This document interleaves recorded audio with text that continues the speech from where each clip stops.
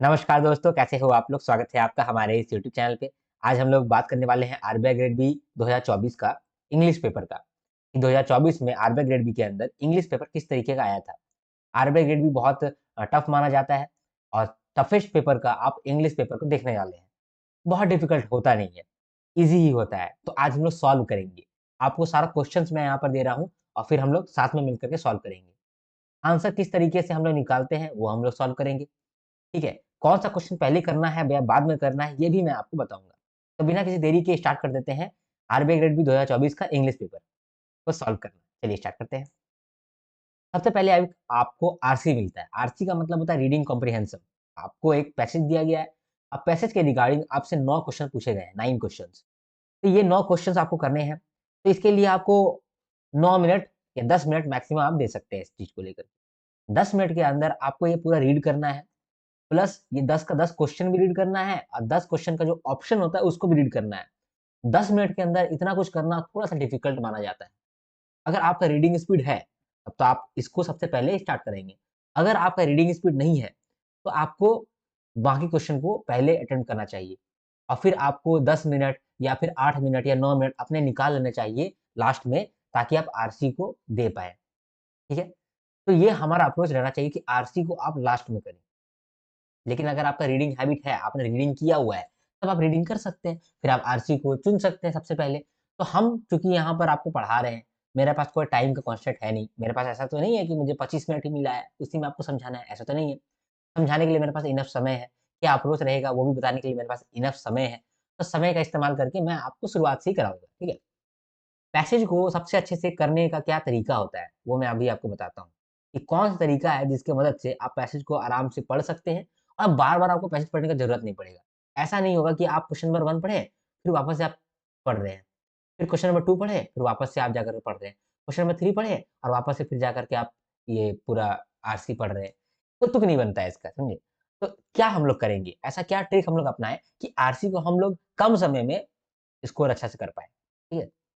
तो जब भी आप आरसी को स्टार्ट कर रहे हैं, तो आप नोट्स बनाएँ।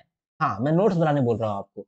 आप 3 लाइन पढ़ें, फिर 3 लाइन पढ़ें और हर 3 लाइन के लिए एक छोटा-सा नोट्स बना लें। 3 लाइन 4 लाइन पढ़े, उसका नोट्स बना लिए। फिर अगला 3-4 लाइन पढ़े, उसका नोट्स बना लिए। फिर अगला 3-4 लाइन पढ़े, उसका नोट्स बना लिए। थोड़ा-सा आपको शुरुआत में समय जाएगा। शुरुआत का आपका 7 से 8 मिनट इसमें ही चला जाएगा। फटाफट, फटाफट आप पढ़ेंगे, फटाफट, फटाफट नोट्स बनाएँगे, फटाफट पढ़ेंगे, नोट्स बनाएँगे, फटाफट पढ़ेंगे, नोट्स बनाएँगे। उससे क्या होगा कि कितना भी बड़ा आपको आरसी दिया रहे, आपको पूरा समराइज़ेशन आपके पास रहेगा। अब बार-बार आपको नहीं पढ़ना होगा, ठीक है? जैसे यहाँ पर आपको 3 पैराग्राफ दिया गया है, ठीक है? तो तीनों पैराग्राफ में आप क्या करेंगे, इसको और 3-3 में भाग में बाँट लेंगे। पहले ये 4 लाइन पढ़ेंगे, फिर ये 4 लाइन पढ़ेंगे, ये 4 लाइन पढ़ेंगे, फिर ये 4 लाइन पढ़ेंगे, फिर ये 4 लाइन पढ़ेंगे, फिर ये 4 लाइन पढ़ेंगे, ठीक है? और लास्ट में ये 2 लाइन पढ़ेंगे, 3 लाइन पढ़ेंगे। 1, 2, 3, 4, 5, 6 6 पॉइंट आप अपना कॉपी में लिखेंगे। इसमें क्या बोला गया है, फटाफट वो लिख लिए। इसमें क्या लिखा है, फटाफट लिख लिए। इसमें क्या बोला है, लिख लिए। इसमें क्या बोला है, लिख लिए। इसमें क्या बोला है, लिख लिए। इसमें क्या बोला है, लिख लिए। इसमें क्या बोला है, लिख लिए। इससे क्या होगा कि जो भी कुछ लिखा होगा ना, आपको शॉर्ट में प्रिपेयर हो जाएगा। ठीक है? वो आपके दिमाग में रहेगा। जब आप चीज़ों को लिख लेते हो ना, वो दिमाग के अंदर बैठ जाता है और सिर्फ़ आप पढ़ते हो, तो पहले वाला तो आपको भूलते जाओगे और लेटेस्ट वाला आपको याद रहेगा। मान लीजिए कि आप यहाँ से यहाँ तक पढ़ने गए एग्ज़ाम में। आप क्या करेंगे, यहाँ पढ़ने जाएँगे ना, तो ये वाला भूल जाएँगे। फिर ये पढ़ने जाएँगे, तो ये वाला भूल जाएँगे। और एग्ज़ामिनेशन में हो सकता है कि जैसे इस साल आपको इतना बड़ा आरसी दिया है, अगले साल इससे बड़ा भी आरसी दे दे। क्योंकि बैंकिंग मेंस में आपको बड़ा-बड़ा आरसी दिया जाता है, तो यहाँ पर भी दे सकता है, कोई बड़ा बात नहीं है। तो आपको हमेशा के लिए रेडी रहना पड़ेगा, तो सबसे अच्छा तरीका यही है। अगर मान लीजिए कि सिर्फ़ 1 पैराग्राफ का दिया रहता, तब आप नहीं भी पढ़ते, नहीं भी नोट्स बनाते तो चल जाता। लेकिन यहाँ पर आपको नोट्स बनाने पड़ेंगे क्योंकि बहुत बड़ा है, ठीक है? तो यहाँ पर हम लोग नोट्स बना कर के काम करेंगे। किस तरह से नोट्स बनाएँगे अभी मैं बताता हूँ आपको। ये जो अभी आप नोट्स बनाने का स्किल सीखेंगे, ये आपको आरसी में तो मदद करेगा, अभी जैसे मदद करेगा ही, प्रेसी में भी मदद करेगा। आपका नॉर्मल पढ़ाई में ही मदद करेगा। नोट्स बनाना इतना अच्छा चीज़ है ना, वो आपको हर जगह हेल्प करेगा। मैं आपको सिखा दूँगा, नोट्स कैसे बनाते हैं। अभी तो फिलहाल नहीं, लेकिन कुछ समय बाद मैं उसका भी एक सेशन लेकर के आऊँगा, आपको सिखा दूँगा। 10-15 वीडियो में आपको पूरा नोट्स कैसे बनाते हैं, पूरा टेक्नीक आपको बताऊँगा, ठीक है? स्टार्ट करते हैं हम लोग। तो डायरेक्शन 1 टू 9 यानी कि 1 से 9 तक क्वेश्चन है। इस क्वेश्चन के लिए क्या डायरेक्शन दिया गया है? Read the following passage to answer the given question. Read the following passage and answer the given question, ठीक है? पैसेज पढ़ते हैं, आंसर देंगे। ठीक है, मैंने यहाँ पर एक रफ ले लिया है, आपको भी रफ में कॉपी मिलता है ना वहाँ पर, ठीक है, तो यहाँ पर मैं रफ करूँगा। रफ में क्या है, नोट्स बनाऊँगा। पढ़ते हैं। The ongoing intellectual property dispute between US and Myanmar has drawn attention, particularly concerning trademark laws and patent rights. ठीक है, Myanmar decision to step back from international IP agreements and build its own patent system has raised concern in the US. देखो यहाँ पर क्या बोल दिया कि एक इंटेलेक्चुअल प्रॉपर्टी डिस्प्यूट हो रहा है। क्या हो रहा है? इंटेलेक्चुअल प्रॉपर्टी डिस्प्यूट हो रहा है। अगर आपको इंटेलेक्चुअल प्रॉपर्टी मालूम होगा तो आप यहीं पर आसान से आपको समझ में आ जाएगा। ठीक है, तो किसके बीच में हो रहा है? एक यूएस के बीच में हो रहा है और एक म्यांमार के बीच में हो रहा है। तो म्यांमार में आप एम लिखेंगे, यूएस में आप यूएस लिखेंगे। ठीक है, और क्यों हो रहा है? क्योंकि म्यांमार बोल रहा है कि हम लोग अपना build its own patent system has raised concern in US. यानी कि म्यांमार बोल रहा है कि हम अपना पेटेंट सिस्टम बनाएंगे, अपना पेटेंट सिस्टम बनाएंगे, self patent system.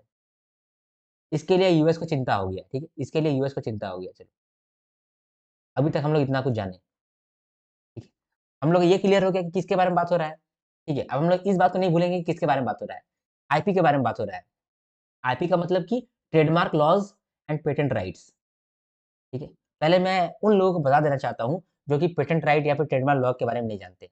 For example, intellectual property क्या होता है, पहले ये समझते हैं।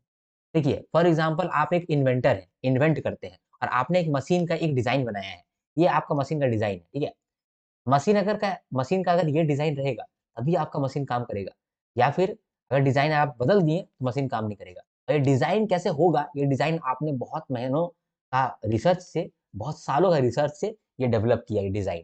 तो ये जो डिज़ाइन है ना, ये आपका है। आपने डिज़ाइन को इन्वेंट किया है, तो आप क्या करोगे? इंटरनेशनल लेवल पे इसको रजिस्टर करा लोगे। अब बोल दोगे कि देखो ये डिज़ाइन मेरा है। अगर कोई डिज़ाइन को कॉपी करता है, तो उसको मेरे से रजिस्ट्रेशन लेना पड़ेगा या फिर मेरे से परमिशन लेना पड़ेगा, तब वो यूज़ कर सकता है। अगर वो मेरे से परमिशन ले रहा है और हमको पैसा दे रहा है, तब वो ये वाला डिज़ाइन को इस्तेमाल कर सकता है, अदरवाइज़ डिज़ाइन को इस्तेमाल नहीं कर सकता। इसको ही हम लोग बोलते हैं कि ये डिज़ाइन का हम पेटेंट करा लिए हैं, ठीक है? कुछ हम एक्स्ट्रा एकदम बहुत यूनिक काम किए थे, उसका हम ट्रेडमार्क करा लिए हैं। तो इसको ही हम लोग बोलते हैं इंटेलेक्चुअल प्रॉपर्टी, जो आपका डिज़ाइन है, ट्रेडमार्क है या फिर पेटेंट है या फिर कॉपीराइट है। ये आपका यूनिक आपका इन्वेंशन है। इसके लिए हम लोग क्या करते हैं, इसमें एक राइट बनाते हैं। इसीलिए बोलते हैं इंटेलेक्चुअल प्रॉपर्टी। ये मेरा इंटेलेक्चुअल प्रॉपर्टी है, वो डिज़ाइन के साथ हम काम करके इसको इन्वेंट किए, मेरा इंटेलेक्चुअल प्रॉपर्टी है। तो इंटेलेक्चुअल प्रॉपर्टी राइट इसको बोलते हैं, ठीक है? तो यहाँ पर इंटेलेक्चुअल प्रॉपर्टी राइट का एक डिस्प्यूट हो गया है यूएस और म्यांमार के बीच में। म्यांमार क्या कहता है कि हम लोग इंटरनेशनल आईपी एग्रीमेंट को नहीं मानेंगे, हम लोग अपना सेल्फ पेटेंट सिस्टम बनाएंगे, अपना अपना एक आईपी सिस्टम बनाएंगे और उसका ही बात मानेंगे। तो इसको लेकर के यूएस में चिंता हो गया, ठीक है? तो यहाँ पर हम लोगों ने ये काम कर लिया है। तो ये हमारा पहला काम था, ठीक है? हम लोगों ने ये पहला काम किया है। तो यहाँ पर हम लोग लिख देंगे पॉइंट नंबर 1, ठीक है? मैं आपको सिखा रहा हूँ कि कैसे आपको करना है। US which stresses the importance of aligning with global standards for intellectual property protection। US बोल रहा है कि हम लोग अगर इंटेलेक्चुअल प्रॉपर्टी प्रोटेक्शन करना चाहते हैं, तो ग्लोबली हम लोगों को मिलना चाहिए, ग्लोबल स्टैंडर्ड को फॉलो करना चाहिए। The US has voiced is apprehension over Myanmar withdrawal from established IP system, particularly those that support trademark and patent। US जो है क्या बोलते हैं, अप्रीहेंड कर रहा है, मतलब अगेंस्ट जा रहा है म्यांमार का विड्रॉल से, कि म्यांमार जो अपना खुद का बनाना चाहता है और इंटरनेशनल एग्रीमेंट से दूर रह जाना चाहता है, तो इसके लिए यूएस अगेंस्ट में जा रहा है। तो यहाँ तो हम लोग लिख चुके हैं कि यूएस चिंता में है और यूएस अगेंस्ट जा रहा है, यूएस अगेंस्ट जा रहा है, ठीक है? मतलब यहाँ इतना ही बात बोल रहा है, एक्स्ट्रा कुछ बात ही नहीं बोल रहा है। Intellectual property rights play a crucial role in global trade and innovation. Adhering to international IP agreement is essential for countries involved in global commerce, as it ensures the protection of business and inventors। देखिए यहाँ पे क्या बोल दिया, यहाँ पे बोल दिया कि ये जो आईपी होता है, आईपी सिस्टम है, इंटरनेशनल आईपी सिस्टम है, ये बहुत हेल्पफुल है किसके लिए? बिजनेस के लिए हेल्पफुल है। और किसके लिए बोला था? इन्वेंटर्स के लिए हेल्पफुल है। बिजनेस के लिए हेल्पफुल है और इन्वेंटर के लिए हेल्पफुल है। इसको ये राइट देता है ना, तो इन्वेंटर के लिए ये हेल्पफुल होता है और बिजनेस के लिए हेल्पफुल होता है। इसीलिए म्यांमार को क्या हो ना, इंटरनेशनल आईपी एग्रीमेंट के साथ जुड़ना चाहिए, ठीक है? और इंटरनेशनल आईपी एग्रीमेंट किसको मानना चाहिए? Adhering to international IP agreement is essential for countries involved in global commerce. तो जो भी ग्लोबल कॉमर्स के लिए कंट्रीज हैं, उनको इंटरनेशनल आईपी एग्रीमेंट मानना चाहिए। इनसे बिजनेसेस का और इन्वेंटर्स का फायदा होता है। ठीक है। The US maintains that Myanmar move could disrupt trade relation, complicate the protection of American business interest and create a less favorable environment for foreign investment। तो यहाँ पर ये कह रहा है कि म्यांमार का जो काम है, म्यांमार जो एक्शन ले रहा है, म्यांमार का जो एक्शन है, म्यांमार का जो एक्शन है, ये बहुत बुरा है और ये कंट्री को बहुत नुकसान पहुंचाएगा। फॉरेन इन्वेस्टमेंट भी कम कर देगा, फॉरेन इन्वेस्टमेंट कम कर देगा दुनिया में, और कंट्रीज जो कि ग्लोबल कॉमर्स करता है उनको भी ये नुकसान पहुंचाएगा। कंट्रीज जो कि ग्लोबल कॉमर्स करता है उनको भी ये नुकसान पहुंचाएगा। इतना ही हम लोगों ने जाना। ठीक है, इतना ही हम लोगों ने जाना। तो पहला वाला से हम लोग को इतना मालूम चल गया। ठीक है, अगला देखते हैं। Myanmar decision to create its own patent system rather than adhering fully to global agreements like World Intellectual Property Organization is a key point of contention. बोल रहा है कि प्रॉब्लम ये है कि म्यांमार अपना पेटेंट सिस्टम बनाना चाहता है और ग्लोबल एग्रीमेंट जो है पेटेंट सिस्टम को लेकर के, जैसे कि वर्ल्ड इंटेलेक्चुअल प्रॉपर्टी ऑर्गेनाइजेशन, उसका बात नहीं सुनना चाहता है। तो ये एक फसाद का जड़ है। It is a key of contention. While national patent systems are common, the US is concerned that Myanmar systems might not meet international standard। बोल रहा है कि देखो, नेशनल पेटेंट सिस्टम तो कॉमन है, सबका देश का अपना अपना पेटेंट सिस्टम होता है, लेकिन सब देश जो होता है वो इंटरनेशनली भी आपस में मिलता है, लेकिन म्यांमार बोल रहा है कि हम इंटरनेशनली आपस में नहीं मिलेंगे। और यूएस क्यों चिंतित है? यूएस इसीलिए चिंतित है कि म्यांमार का सिस्टम हो सकता है कि इंटरनेशनल स्टैंडर्ड को ना माने, उतना अच्छा ना हो। The inconsistency could lead barrier for US businesses seeking to protect their IP in Myanmar, leading to higher cost and legal potential dispute. यहाँ पर एक कारण बोला है जिसकी वजह से यूएस चिंता में है। तो अभी तक हम लोग खाली यही बात कर रहे थे कि यूएस चिंता में, चिंता में, चिंता में है, लेकिन अब यहाँ पर बात कर दिया कि यूएस क्यों चिंता में है। ठीक है, तो ये बड़ा इंपॉर्टेंट पॉइंट है, इसको भी आप लिख लीजिएगा, ये फैक्ट है ना। तो म्यांमार का एक्शन की वजह से क्या हो रहा है? म्यांमार का एक्शन की वजह से एक चिंता बन गया है कि म्यांमार का जो आईपी सिस्टम होगा, ये हो सकता है कि उतना स्ट्रांग ना हो, है ना, और ग्लोबल आईपी सिस्टम के साथ स्टैंडर्ड मैच ना करे। तो ग्लोबल स्टैंडर्ड के साथ हो सकता है मैच ना करे। इससे नुकसान किसको होगा? यूएस को होगा। कैसे नुकसान होगा? यूएस का जो कंपनी है, देखो यहाँ पे लिखा हुआ भी है, this inconsistency could create barriers for US businesses seeking to protect their IP in Myanmar, leading to higher cost and potential legal dispute. हो रहा है कि म्यांमार में यूएस कंपनी को यूएस कंपनी को इन म्यांमार प्रॉब्लम होगा। क्या problem होगा? बिजनेस कॉस्ट उसका बढ़ जाएगा, बिजनेस कॉस्ट बढ़ जाएगा और पोटेंशियल लीगल कॉस्ट लगेगा, यानी लीगल कॉस्ट भी बढ़ जाएगा। हाँ, तो ऑब्वियस सा बात है, इसका मतलब यहाँ पे कह रहा है कि जो यूएस कंपनी होगा वो बाहर में जाकर के तो अपना इंटरनेशनली रजिस्टर करा लिया, अपना पेटेंट को रजिस्टर करा लिया, लेकिन म्यांमार का खुद का पेटेंट सिस्टम है, तो वहां पर भी जाकर कराना पड़ेगा ना रजिस्टर। तो वहां पर कराएगा तो वहां पर लीगल कॉस्ट भी लगेगा, बिजनेस कॉस्ट भी लगेगा। तो ये एक चिंता है यूएस का। ठीक है, और क्या कहा है? Furthermore, a weak IP system in Myanmar could encourage counterfeiting and undermine the protection that American companies rely on globally। ये वाला भी सही बात है। इसमें कह रहा है कि अगर म्यांमार में वीक आईपी सिस्टम होगा तो वहां पर काउंटरफिटिंग होगा। काउंटरफिटिंग का मतलब कि नकली आइटम बनने लगेगा। ठीक है, तो यहाँ पर एक और बात है कि यूएस कंपनी इसलिए भी चिंतित है कि अगर म्यांमार का वीक सिस्टम होगा, स्ट्रॉन्ग सिस्टम नहीं होगा और वीक सिस्टम होगा, तो क्या होगा? वहां पर काउंटरफिटिंग होगा, मतलब कि नकली आइटम बिकने लगेगा, डिजाइन जो है वो चोरी होने लगेगा, काउंटरफिटिंग होने लगेगा। ठीक है, a significant legal framework relevant to the dispute is section 103 of trademark act 1999। ठीक है, which governs trademark protection in many countries adhering to international standards। यहाँ बोल रहा है कि जो भी कंट्रीज इंटरनेशनल स्टैंडर्ड को मानता है उसके लिए सेक्शन 103 ऑफ ट्रेडमार्क एक्ट 1999 बहुत हेल्प देता है। सेक्शन 103 ऑफ ट्रेडमार्क एक्ट 1999 बहुत हेल्प देता है। Section 103 addresses trademark infringement, registration and penalties for violation. ठीक है, मतलब कह रहा है कि जो सेक्शन 103 है ऑफ ट्रेडमार्क एक्ट 1999, ये इंटरनेशनल लेवल में बहुत सारे कंट्री को हेल्प पहुंचाता है रिगार्डिंग ट्रेडमार्क। इसमें ट्रेडमार्क इन्फ्रिंजमेंट आ जाता है, ट्रेडमार्क रजिस्ट्रेशन आ जाता है, पेनल्टी अगर लग रहा है तो भी सेक्शन 103 में वो कवर्ड रहता है। तो यहाँ पर ये भी लिख लीजिए कि सेक्शन 103 जो है वो किस चीज को लेकर के बात कर रहा है। सेक्शन 103 जो है वो ट्रेडमार्क रूल के बारे में बात कर रहा है, ट्रेडमार्क रूल के बारे में बात कर रहा है। और ये कैसा रूल है? ये इंटरनेशनल रूल है। ठीक है, इसके बाद it offers legal remedies like injunction, damages and seizures and of infringing goods, thus safeguarding the rights of trademark owner। तो ट्रेडमार्क जो ओनर होता है उन लोग के लिए बहुत हेल्प करता है ये सेक्शन 103 रूल। सेक्शन 103 रूल जो है ये बहुत हेल्प करता है ट्रेडमार्क ओनर के लिए। ठीक है, ये लिख भी सकते थे, नहीं भी लिख सकते थे। ठीक है, चलिए इतना तो आपने लिख लिया, आगे भी पढ़ते हैं हम लोग।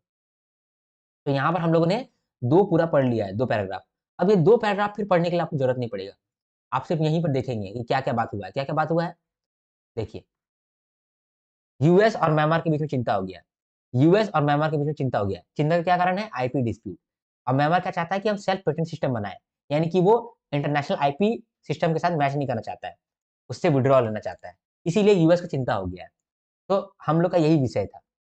ठीक है, इंटरनेशनल आईपी सिस्टम जो है ये बिजनेस को हेल्प करता है, इन्वेंटर को हेल्प करता है।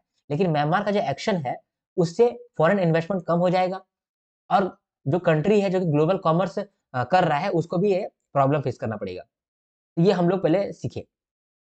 इसके बाद फिर हम लोग सीखे कि म्यांमार का जो एक्शन है, अगर उसका आईपी सिस्टम जो है स्ट्रांग नहीं रहेगा, तो ग्लोबल स्टैंडर्ड को नहीं मानेगा, तो यूएस कंपनी को बहुत नुकसान होगा म्यांमार के अंदर। यूएस कंपनी जो म्यांमार के अंदर है उसका बिजनेस कॉस्ट ज्यादा लग जाएगा, लीगल कॉस्ट ज्यादा लग जाएगा और काउंटर फिटिंग होने लगेगा, यानी कि वहां पर नकली सामान बिकने लगेगा। ठीक है, इसके बाद फिर इसमें सेक्शन 103 का बात हुआ था कि 103 जो है ये इंटरनेशनल ट्रेडमार्क रूल है, जो कि ट्रेडमार्क ओनर को वो हेल्प करता है। तो इतना हम लोगों ने पढ़ लिया। अब मान लीजिए कि एग्जाम में कुछ प्रॉब्लम आ गया और मेरा कुछ काम नहीं कर रहा है, मेरा सिस्टम काम नहीं कर रहा है और हमको रोक दिया है, फिर हम 2 मिनट के बाद फिर हम वापस से काम कर पाए, तो क्या होगा, हमको वापस से रीड नहीं करना पड़ेगा, क्योंकि मेरा ऑलरेडी रीड किया हुआ है, मैंने नोट्स बनाया हुआ है। तुरंत जो मैं 2 मिनट हम लोगों ने यहाँ लगाया है, 2 मिनट यहाँ पर रहेगा। मेरे साथ क्या हुआ था कि जितना मैं रीड कर रहा था और साथ में आ गया वो साइन कराने के लिए, तो मैंने दे अरे साला फिर से पढ़ना पड़ेगा। क्यों पढ़ेंगे फिर से, मैंने तो फिर से यहाँ पर नोट्स बना कर रखा था, तो वापस से नहीं पढ़ना पड़ा। आप समझ रहे हैं, जब आप वहां पर सिस्टम में देखेंगे इतना कुछ तो आप रीड नहीं कर पाएंगे। ठीक है, और इतना कुछ आपने रीड कर लिया है तो वो बेकार हो जाएगा। इसीलिए आप ये वाला काम करोगे तो आपको फायदा रहेगा, आप फिर दोबारा आपको ये दोनों चीज नहीं पढ़ना पड़ेगा। ठीक है, लास्ट वाला देखते हैं। US is concern that Myanmar's action may dilute protections provided under framework like 103। अब सेक्शन 103 के अंदर हम लोग को बहुत सारा फायदा मिला था ट्रेडमार्क ओनर को, जैसे कि डैमेजेस यहाँ पर मिलेगा, इंजंक्शन मिलेगा, सीजर ऑफ इन्फ्रिंजिंग गुड्स मिलेगा। ठीक है, यानी जो नकली गुड्स है उसको सीज कर लिया जाएगा। तो ये सब प्रोटेक्शन किसके अंदर मिलता है, सेक्शन 103 के अंदर। लेकिन यूएस चिंतित है कि म्यांमार का जो एक्शन है इसकी वजह से जो प्रोटेक्शन इसको मिल रहा है सेक्शन 103 के अंदर वो डाइल्यूट हो जाएगा। ठीक है, तो सेक्शन 103 के अंदर जो हम लोग को मिलता है प्रोटेक्शन ये डाइल्यूट हो जाएगा। तो यहाँ पर आप लिखिए, सेक्शन 103 के अंदर म्यांमार अगर एक्शन ले रहा है अपना तो डाइल्यूट हो जाएगा, सेक्शन 103 डाइल्यूट हो जाएगा, डाइल्यूट हो जाएगा, उसका पावर डाइल्यूट हो जाएगा। ठीक है, इतना आप लिख लीजिए। ठीक है, affecting the US companies to safeguard their trademark in country, American businesses depend on legal protection such as those outlined in Section 103 to ensure their IP is respected abroad. ठीक है, if Myanmar patent system fails to offer the same level of protection, the US companies could face challenges including legal battles and financial losses. ठीक है, यहाँ पर ये समझ में आया कि 103 के जैसा अगर स्ट्रॉन्ग सिस्टम नहीं बना पाता है म्यांमार, तो जो यूएस कंपनी है उसको बहुत सारा नुकसान फेस करना पड़ेगा, उसको फाइनेंशियल लॉसेस भी फेस करना पड़ेगा, लीगल लॉसेस भी फेस करना पड़ेगा। ठीक है, इस बात को लिखना चाहिए कि हम लोग को, हम लोगों ने ऑलरेडी लिखा हुआ है। कहाँ पर लिखा हुआ है, देखो यहाँ पर लिखा है कि अगर म्यांमार का आईपी सिस्टम स्ट्रांग नहीं रहेगा, ग्लोबल स्टैंडर्ड के साथ मैच नहीं करेगा, यूएस कंपनी को बिजनेस कॉस्ट भी लगेगा, लीगल कॉस्ट भी लगेगा और काउंटरफिटिंग भी लगेगा। तो इस बात को हम लोग को वापस लिखना नहीं चाहिए। ठीक है, तो इस बात को आप आराम से इग्नोर कर सकते हैं यहाँ पर। इसके बाद क्या कहता है, moreover insufficient IP protection may lead to an increase in counterfeit goods. Same बात का ऑलरेडी लिखा हुआ है, harming both businesses and consumer, ये बिजनेस को भी नुकसान पहुंचाएगा और कस्टमर को भी नुकसान पहुंचाएगा। The US also emphasises that Myanmar participation in global IP agreements is critical to its economic development. यहाँ पर कह रहा है कि यूएस कहता है कि म्यांमार अगर ग्लोबल आईपी एग्रीमेंट में पार्टिसिपेट करेगा तो उसका ही फायदा है, उसी का इकोनॉमिक डेवलपमेंट है। अच्छा, म्यांमार का ही फायदा है, म्यांमार का ही इकोनॉमिक डेवलपमेंट होगा। तो ये बात को भी हम लोग लिख लेते हैं कि यूएस कह रहा है। ठीक है, ये तीसरा फेज है। ठीक है, यूएस कह रहा है, यूएस कहता है कि म्यांमार अगर ग्लोबल आईपी एग्रीमेंट में मैच करता है, मतलब उसमें पार्टिसिपेट करता है, आईपी एग्रीमेंट में पार्टिसिपेट करता है, तो म्यांमार का क्या होगा, म्यांमार का ही इकोनॉमिक ग्रोथ होगा। ठीक है, ठीक है, इकोनॉमिक ग्रोथ होगा, समझ लिए। इसके बाद फिर ब्लैंक दे दिया है। फिर बोलता है by stepping away from international agreements and establishing its own patent framework, Myanmar risk losing investor confidence and limiting its economic growth. बोल रहा है कि यूएस क्या कह रहा था कि म्यांमार अगर ग्लोबल आईपी एग्रीमेंट में पार्टिसिपेट करेगा तो इसका इकोनॉमिक डेवलपमेंट होगा। अगर वो अगर वो इंटरनेशनल एग्रीमेंट से दूर जाता है तो उसको फायदा नहीं होगा, ऊपर से उसका इन्वेस्टर कॉन्फिडेंस घट जाएगा और इकोनॉमिक ग्रोथ भी घट जाएगा। तो यानी इकोनॉमिक डेवलपमेंट के बारे में बात कर रहा था।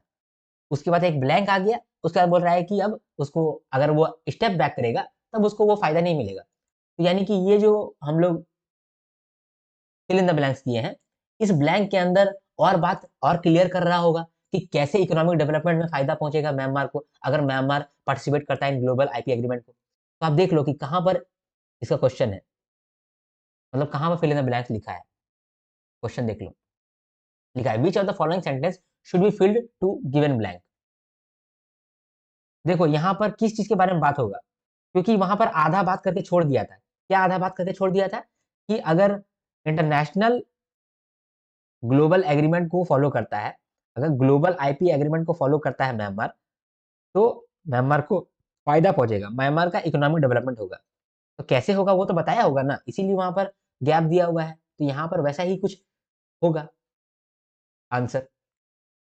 तो पहला में कहता है strong IP system attracts foreign investment by securing innovation. इसमें कह रहा है कि अगर आईपी सिस्टम अगर स्ट्रॉन्ग रहेगा तो फॉरेन इन्वेस्टमेंट आएगा, इससे इनोवेशन सिक्योर होगा। तो ये वाला भी वहां पर ऐड हो सकता है, क्योंकि वहां पर हम लोग बोल रहे हैं कि इंटरनेशनल आईपी सिस्टम के साथ अगर तुम लोग जुड़े रहोगे तो तुम लोग का इकोनॉमिक डेवलपमेंट होगा। तो इकोनॉमिक डेवलपमेंट कैसे होगा, स्ट्रॉन्ग आईपी सिस्टम अगर है इंटरनेशनली में तो फॉरेन इन्वेस्टमेंट भी आएगा और उसका इनोवेशन भी सिक्योर रहेगा। तो ये भी हो सकता है, लेकिन 100% नहीं कह सकते, बाकी भी पढ़ना पड़ेगा। म्यांमार का इंडिपेंडेंट आईपी सिस्टम जो है will promote greater innovation with in the country. ये तो आंसर नहीं होगा, बोलिए क्यों? क्योंकि वहां पर बार बार पैसेज में बोल रहा है कि म्यांमार को अपना इंडिपेंडेंट आईपी सिस्टम नहीं फॉलो करना चाहिए, जबकि ग्लोबल आईपी सिस्टम को फॉलो करना चाहिए। तो ये भी आपका आंसर नहीं होगा। Investor confidence is rarely influenced by intellectual property protection. Investor का जो कॉन्फिडेंस है वो रेयरली इन्फ्लुएंस होता है बाय इंटेलेक्चुअल प्रॉपर्टी प्रोटेक्शन। तो ये तो गलत है। यहाँ पर हम लोग का पैसेज में बोल ही रहा है कि फॉरेन इन्वेस्टर जो है वो भाग जाएगा अगर आईपीआर अच्छा नहीं रहा तो। ठीक है, इसके बाद कहता है foreign companies are more likely to invest in countries with weak IP system. Foreign company weak IP system में क्यों जाएगा, स्ट्रॉन्ग आईपी सिस्टम में जाएगा। तो ये वाला भी आपका आंसर नहीं होगा। ठीक है, तो ये वाला भी आपका आंसर नहीं होगा। तो सब कुछ यहाँ पर कैंसिल हो जा रहा है। लास्ट में है participation in international agreements ensures Myanmar IP system aligns with global standards. Last में कह रहा है कि अगर वो इंटरनेशनल एग्रीमेंट्स के साथ पार्टिसिपेट करेगा म्यांमार, तो म्यांमार का जो आईपी सिस्टम खुद का है वो ग्लोबल स्टैंडर्ड के साथ मीटअप करेगा। तो ये वाला तो हमको परफेक्ट लग रहा है, क्योंकि यहाँ पर कह भी रहा था कि म्यांमार को आईपी एग्रीमेंट इंटरनेशनल फॉलो करना चाहिए। इससे उसका क्या होगा, इंटरनेशनल, इससे उसका इकोनॉमिक डेवलपमेंट होगा। तो इकोनॉमिक डेवलपमेंट का यहाँ बात हो रहा है। अगर हम लोग इंटरनेशनल एग्रीमेंट में पार्टिसिपेट करेंगे तो वो म्यांमार का आईपी सिस्टम को और अलाइन कर देगा ग्लोबल स्टैंडर्ड के साथ। तो 1 और 4th हमको बहुत कॉमन लग रहा है, इनमें से कोई एक ही आएगा वहां पर। तो क्या आएगा, वहां पर हम लोग बात कर रहे हैं कि म्यांमार का फायदा कैसे होगा। तो म्यांमार का फायदा कैसे होगा बताइए। म्यांमार का फायदा अगर देखा जाए तो पहला वाला से म्यांमार का फायदा होगा। A strong IP system attracts foreign investment by securing innovation। अगर यहाँ पे कह रहा है यूएस कि देखो भाई तुम्हारा इकोनॉमिक डेवलपमेंट भी होगा अगर तुम पार्टिसिपेट करते हो इंटरनेशनल एग्रीमेंट के साथ। कैसे? क्योंकि एक स्ट्रॉन्ग आईपी सिस्टम अगर रहेगा तो वो फॉरेन इन्वेस्टमेंट को अट्रैक्ट करता है बाय सिक्योरिंग इनोवेशन। ठीक है, इसीलिए आपका आंसर जो है यहाँ पर ए होगा, ई आंसर नहीं होगा। ठीक है, ई आंसर 90% ई आंसर हो सकता है, लेकिन ए जो है वो 100% आंसर होगा। क्योंकि यहाँ पर देखिए ई जो कह रहा है participation in international agreements ensures Myanmar IP system align with global standards. ये कह रहा है कि ग्लोबल स्टैंडर्ड जो है उसके साथ अलाइन करेगा। लेकिन इकोनॉमिक ग्रोथ कैसे होगा इसके बारे में भी थोड़ा कुछ नहीं नहीं बोला है, लेकिन ए वाला में बोला है कि फॉरेन इन्वेस्टमेंट बढ़ जाएगा। अगर फॉरेन इन्वेस्टमेंट बढ़ जाएगा तो ऑटोमेटिकली इकोनॉमिक ग्रोथ होगा। ठीक है, तो ब्लैंक आपका ये होगा। ठीक है, आपने ये जाना कि US also emphasized the Myanmar's participation in global IP agreement is critical to its economic development. ठीक है, अगर वो इंटरनेशनल एग्रीमेंट को फॉलो नहीं करता है और अपना ओन पेटेंट सिस्टम लाता है तो म्यांमार को रिस्क होगा, उसका इन्वेस्टर कॉन्फिडेंस हिल जाएगा और इकोनॉमिक ग्रोथ कम हो जाएगा। तो यहाँ पर लिखना पड़ेगा कि यहाँ पर लिखे भी हैं, यूएस जो है वो बोल रहा है कि म्यांमार का ग्लोबल आईपी एग्रीमेंट अगर वो फॉलो करता है तो उसका इकोनॉमिक ग्रोथ बढ़ेगा, अदरवाइज क्या होगा, इन्वेस्टर कॉन्फिडेंस गिर जाएगा, इन्वेस्टर का जो कॉन्फिडेंस है वो गिर जाएगा, इन्वेस्टर का कॉन्फिडेंस गिर जाएगा। ठीक है, और क्या होगा, इन्वेस्टर कॉन्फिडेंस गिर जाएगा और क्या बोला, और इकोनॉमिक ग्रोथ नहीं होगा। ठीक है, इकोनॉमिक ग्रोथ नहीं होगा। चलिए, इतना बोला। इसके बाद क्या कहा है, इन कंक्लूजन, कंक्लूजन आ गया है, the ongoing intellectual property dispute between US and Myanmar highlights the complexities of international trade and the importance of IP protections in fostering economic growth and innovation। यहाँ पर कह रहा है कि म्यांमार और US के बीच में जो झगड़ा हो गया है, इससे हम लोग को ये मालूम चल रहा है कि यार इंटरनेशनल ट्रेड इतना आसान नहीं है, यह कॉम्प्लेक्स है और यहाँ पर इंटेलेक्चुअल प्रॉपर्टी प्रोटेक्शन का बहुत इंपॉर्टेंस है। ठीक है, तो ठीक है, इतना तो नॉर्मल बात कह रहा है। The concerns raised by US regarding Myanmar decision to establish its own patent system and potential implications for trademark protection under framework like 103 of Trademark Act 1999 underscore the need for collaboration and alignment with global IP standards। ठीक है, last में कहता है कि US और Myanmar का झगड़ा देख करके हम लोग को ये फील हो रहा है कि आईपी प्रोटेक्शन के लिए, आईपी प्रोटेक्शन के लिए हम लोग को कोलैबोरेट करके चलना पड़ेगा, हम लोग को कोलैबोरेट करके चलना पड़ेगा। ठीक है, तब हम लोग आगे बढ़ सकते हैं, यही ना बोला था लास्ट में, बोला था potential एम्प्लीकेशन for trademark protection under framework section 103 underscore the need for collaboration and alignment with global IP standard, बस यही कहा था। ठीक है, तो हम लोगों ने जितना भी यहाँ पर पढ़ाई किया उसका हम लोगों ने यहाँ पर ये भी बना लिया, नोट्स बना लिया। मेरा नोट्स यहाँ पर थोड़ा गंदा लग रहा है, आपका नोट्स यहाँ पर क्लियर होगा क्योंकि आपका अपना हैंड राइटिंग आपको समझ में आएगा। तो यहाँ हम लोगों ने सबसे पहले ये देखा कि यूएस और म्यांमार के बीच में चिंता हो गया है। ठीक है, मतलब भिड़ंत हो गया है, किसके बीच में, आईपी डिस्प्यूट को लेकर के भिड़ंत हो गया है और म्यांमार चाहता है कि वो सेल्फ पेटेंट सिस्टम बनाए और आईपी सिस्टम से, जो इंटरनेशनल आईपी सिस्टम है उससे दूर हट जाए। इससे यूएस को चिंता हो गया है। ठीक है, इंटरनेशनल आईपी सिस्टम जो है वो बिजनेस को हेल्प करता है, इन्वेंटर को हेल्प करता है, लेकिन म्यांमार का जो एक्शन है जिसकी वजह से फॉरेन इन्वेस्टमेंट कम होगा और जो कंट्रीज ग्लोबल कॉमर्स में काम करता है उसको भी इम्पैक्ट पड़ेगा। म्यांमार का जो एक्शन है, अगर वो एक्शन से उसका आईपी सिस्टम स्ट्रांग नहीं रहा या फिर ग्लोबल स्टैंडर्ड को मीट नहीं किया तो यूएस कंपनी को बहुत नुकसान फेस करना पड़ेगा, उसका बिजनेस का कॉस्ट ज़्यादा लग जाएगा, लीगल कॉस्ट ज़्यादा लग जाएगा और काउंटर फिटिंग का भी खतरा हो जाता है। सेक्शन 103 जो है वो इंटरनेशनल ट्रेडमार्क रूल के बारे में बात करता है और वो ट्रेडमार्क के लिए बहुत सारा बेनिफिट भी देता है, इसको ट्रेडमार्क ओनर्स को। लेकिन अगर म्यांमार का एक्शन रह गया तो सेक्शन 103 का जो है पावर वो डिलीट हो जाएगा, डाइल्यूट हो जाएगा, यानी कि कम हो जाएगा। यूएस जो है वो सोच रहा है और ये कह रहा है कि म्यांमार भाई तुम ग्लोबल आईपी एग्रीमेंट को अगर फॉलो करते हो तो तुम्हारा इकोनॉमिक ग्रोथ होगा, अदरवाइज अगर तुम नहीं फॉलो करते हो तो इन्वेस्टर का कॉन्फिडेंस गिर जाएगा, इकोनॉमिक ग्रोथ भी नहीं हो पाएगा। और लास्ट में कहता है कि आईपी प्रोटेक्शन जो है वो बहुत जरूरी है, हम लोग को कोलैबोरेट करके चलना पड़ेगा। इतना ही बात कहा था, इतना बात के लिए आपको वहां पर इतना कुछ देखना पड़ा, समझे। तो अगर आप नोट्स बना लिए तो अभी आप फिर कहीं पर भी इधर उधर आपका दिमाग चला भी गया तो भी आप आगे का 9 का 9 क्वेश्चन आप सॉल्व कर पाएंगे। ठीक है, हालांकि ये काम आपको सबसे लास्ट में करना चाहिए, पहले आपको बाकी क्वेश्चन सॉल्व कर लेना चाहिए। करेक्ट। ठीक है, देखता हूँ कि मैंने कितना मिनट का वीडियो बनाया है, 28 मिनट का वीडियो मेरा बना है। इसका मतलब कि आपको ये करने में मैक्सिमम 10 मिनट लगेगा, मैक्सिमम 10 मिनट लगेगा और 2 मिनट आप क्वेश्चन आंसर को रीड करोगे, तो मतलब 12 मिनट में आपका आरसी सॉल्व होता है। ठीक है, ये आरसी डिफिकल्ट था तो आरसी को आपको लास्ट में सॉल्व करना चाहिए। ठीक है, क्योंकि यहाँ पर आरसी बड़ा था और आगे भी आपका आरसी बड़ा ही आएगा, तो यही वाला अप्रोच आपका काम आएगा। जितना जल्दी जल्दी आप ये काम कर सकते हैं उतना आपका काम हेल्प करेगा, है ना। चलिए, अब हम लोग रीड करते हैं, पहला क्वेश्चन को देखते हैं। What is the primary concern of US regarding Myanmar decision to create its own patent system. Myanmar जो अपना पेटेंट सिस्टम बना रहा है इसके लिए यूएस को क्या चीज का चिंता हो रहा है। तो US is concern with Myanmar patent system will result in increase taxes for American companies. American companies को ज्यादा टैक्सेस देना पड़ेगा, टैक्सेस का तो बात कर ही नहीं रहा था, ये वाला तो आंसर होगा ही नहीं। The US believed that it may lead to higher operational cost for US businesses as they will need to comply with different and potentially less reliable IP protection standards। यही आंसर होगा, आपको आगे पढ़ने की जरूरत भी नहीं है। क्यों? क्योंकि आपने पहले नोट्स बना करके अच्छे से समझा है। यूएस ये बिलीव करता है कि जो म्यांमार का एक्शन है इसकी वजह से यूएस का जो बिजनेस है इसका कॉस्ट ज़्यादा बढ़ जाएगा, हायर ऑपरेशनल कॉस्ट हो जाएगा। क्यों? क्योंकि इसको म्यांमार जा करके भी रजिस्ट्रेशन कराना पड़ेगा, कुछ कॉस्ट करना पड़ेगा, लीगल कॉस्ट करना पड़ेगा। ये आपका आंसर हो गया। आप बी आंसर ही कोई टिक करोगे, लेकिन मैं सबको पढ़ता हूँ। US government fears that it will make it easier for US company to register their intellectual property without facing international scrutiny, which may reduce the transparency. यहाँ पर तो कह रहा है कि म्यांमार अच्छा काम कर रहा है, ये आसान बना देगा यूएस कंपनी को। क्या आसान बना देगा? ये आपने ही इतना पॉजिटिव बात यहाँ कह ही नहीं रहा है। यूएस पूरा चिंता में है और यहाँ पर चिंता का बात ही नहीं बोला है, चिंतन का बात ही नहीं बोला है। डी नंबर में क्या बोला है? म्यांमार का डिसीजन है, इससे क्या होगा? Likelihood of innovative goods in the market आ जाएगा। मतलब कि जो इनोवेटिव प्रोडक्ट है ये बढ़ जाएगा।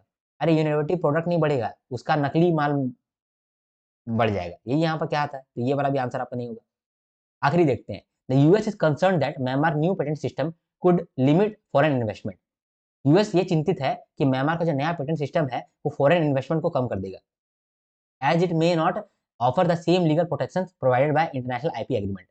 ये वाला भी आंसर सही हो सकता है। यूएस ये कंसर्न है कि म्यांमार का जो नया पेटेंट सिस्टम है वो फॉरेन इन्वेस्टमेंट को कम कर देगा, as it may not offer the same legal protection provided by international IP agreement. तो ये वाला आंसर भी हो सकता है। लेकिन यहाँ पर बोला था प्राइमरी चिंता क्या है, मेन चिंता क्या है? ये चिंता तो सभी के लिए है। फॉरेन इन्वेस्टमेंट कम हो जाएगा तो ये चिंता म्यांमार के लिए भी है, बाकी देशों के लिए भी है और यूएस के लिए भी है। तो ये यूएस का मेन चिंता नहीं है। यूएस का मेन चिंता है कि यूएस कंपनी का, यूएस बिजनेसेस का प्रॉब्लम आ रहा है। तो यूएस बिजनेस का प्रॉब्लम आ रहा है, ये इसका प्राइमरी चिंता है। ये प्राइमरी चिंता नहीं है कि फॉरेन इन्वेस्टमेंट कम हो जाएगा। फॉरेन इन्वेस्टमेंट कम होगा तो सभी का कम होगा, यूएस का थोड़ी होगा। यूएस का प्रॉब्लम ये है, यूएस का ये चिंता है, प्राइमरी ये चिंता है कि ऑपरेशनल कॉस्ट ज़्यादा लग रहा है यूएस कंपनी को, ठीक है? क्योंकि बार-बार यूएस कंपनी का ही बात हो रहा है, ठीक है? तो आपका आंसर जो है वो डी नहीं होकर के बी होगा, ठीक है? अगला क्वेश्चन देखते हैं। Why does US highlight section 103 of trademark act 1999 in context of dispute with Myanmar? तो यूएस जो है इस सेक्शन 103 को क्यों एम्फसाइज कर रहा है, क्यों हाइलाइट कर रहा है in the context of dispute with Myanmar? जब म्यांमार के साथ डिस्प्यूट हुआ है, सेक्शन 103 को क्यों वो बार-बार लेके आ रहा है?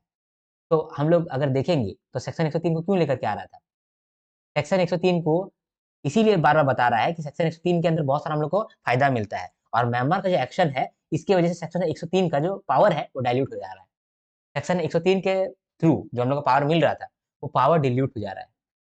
इस बात को लेकर के चिंतित है, ठीक है? अब यहाँ पर आप रीड करेंगे। The US wants to promote section 103 globally to ensure that all countries follow the same standard for trademark and patent protection.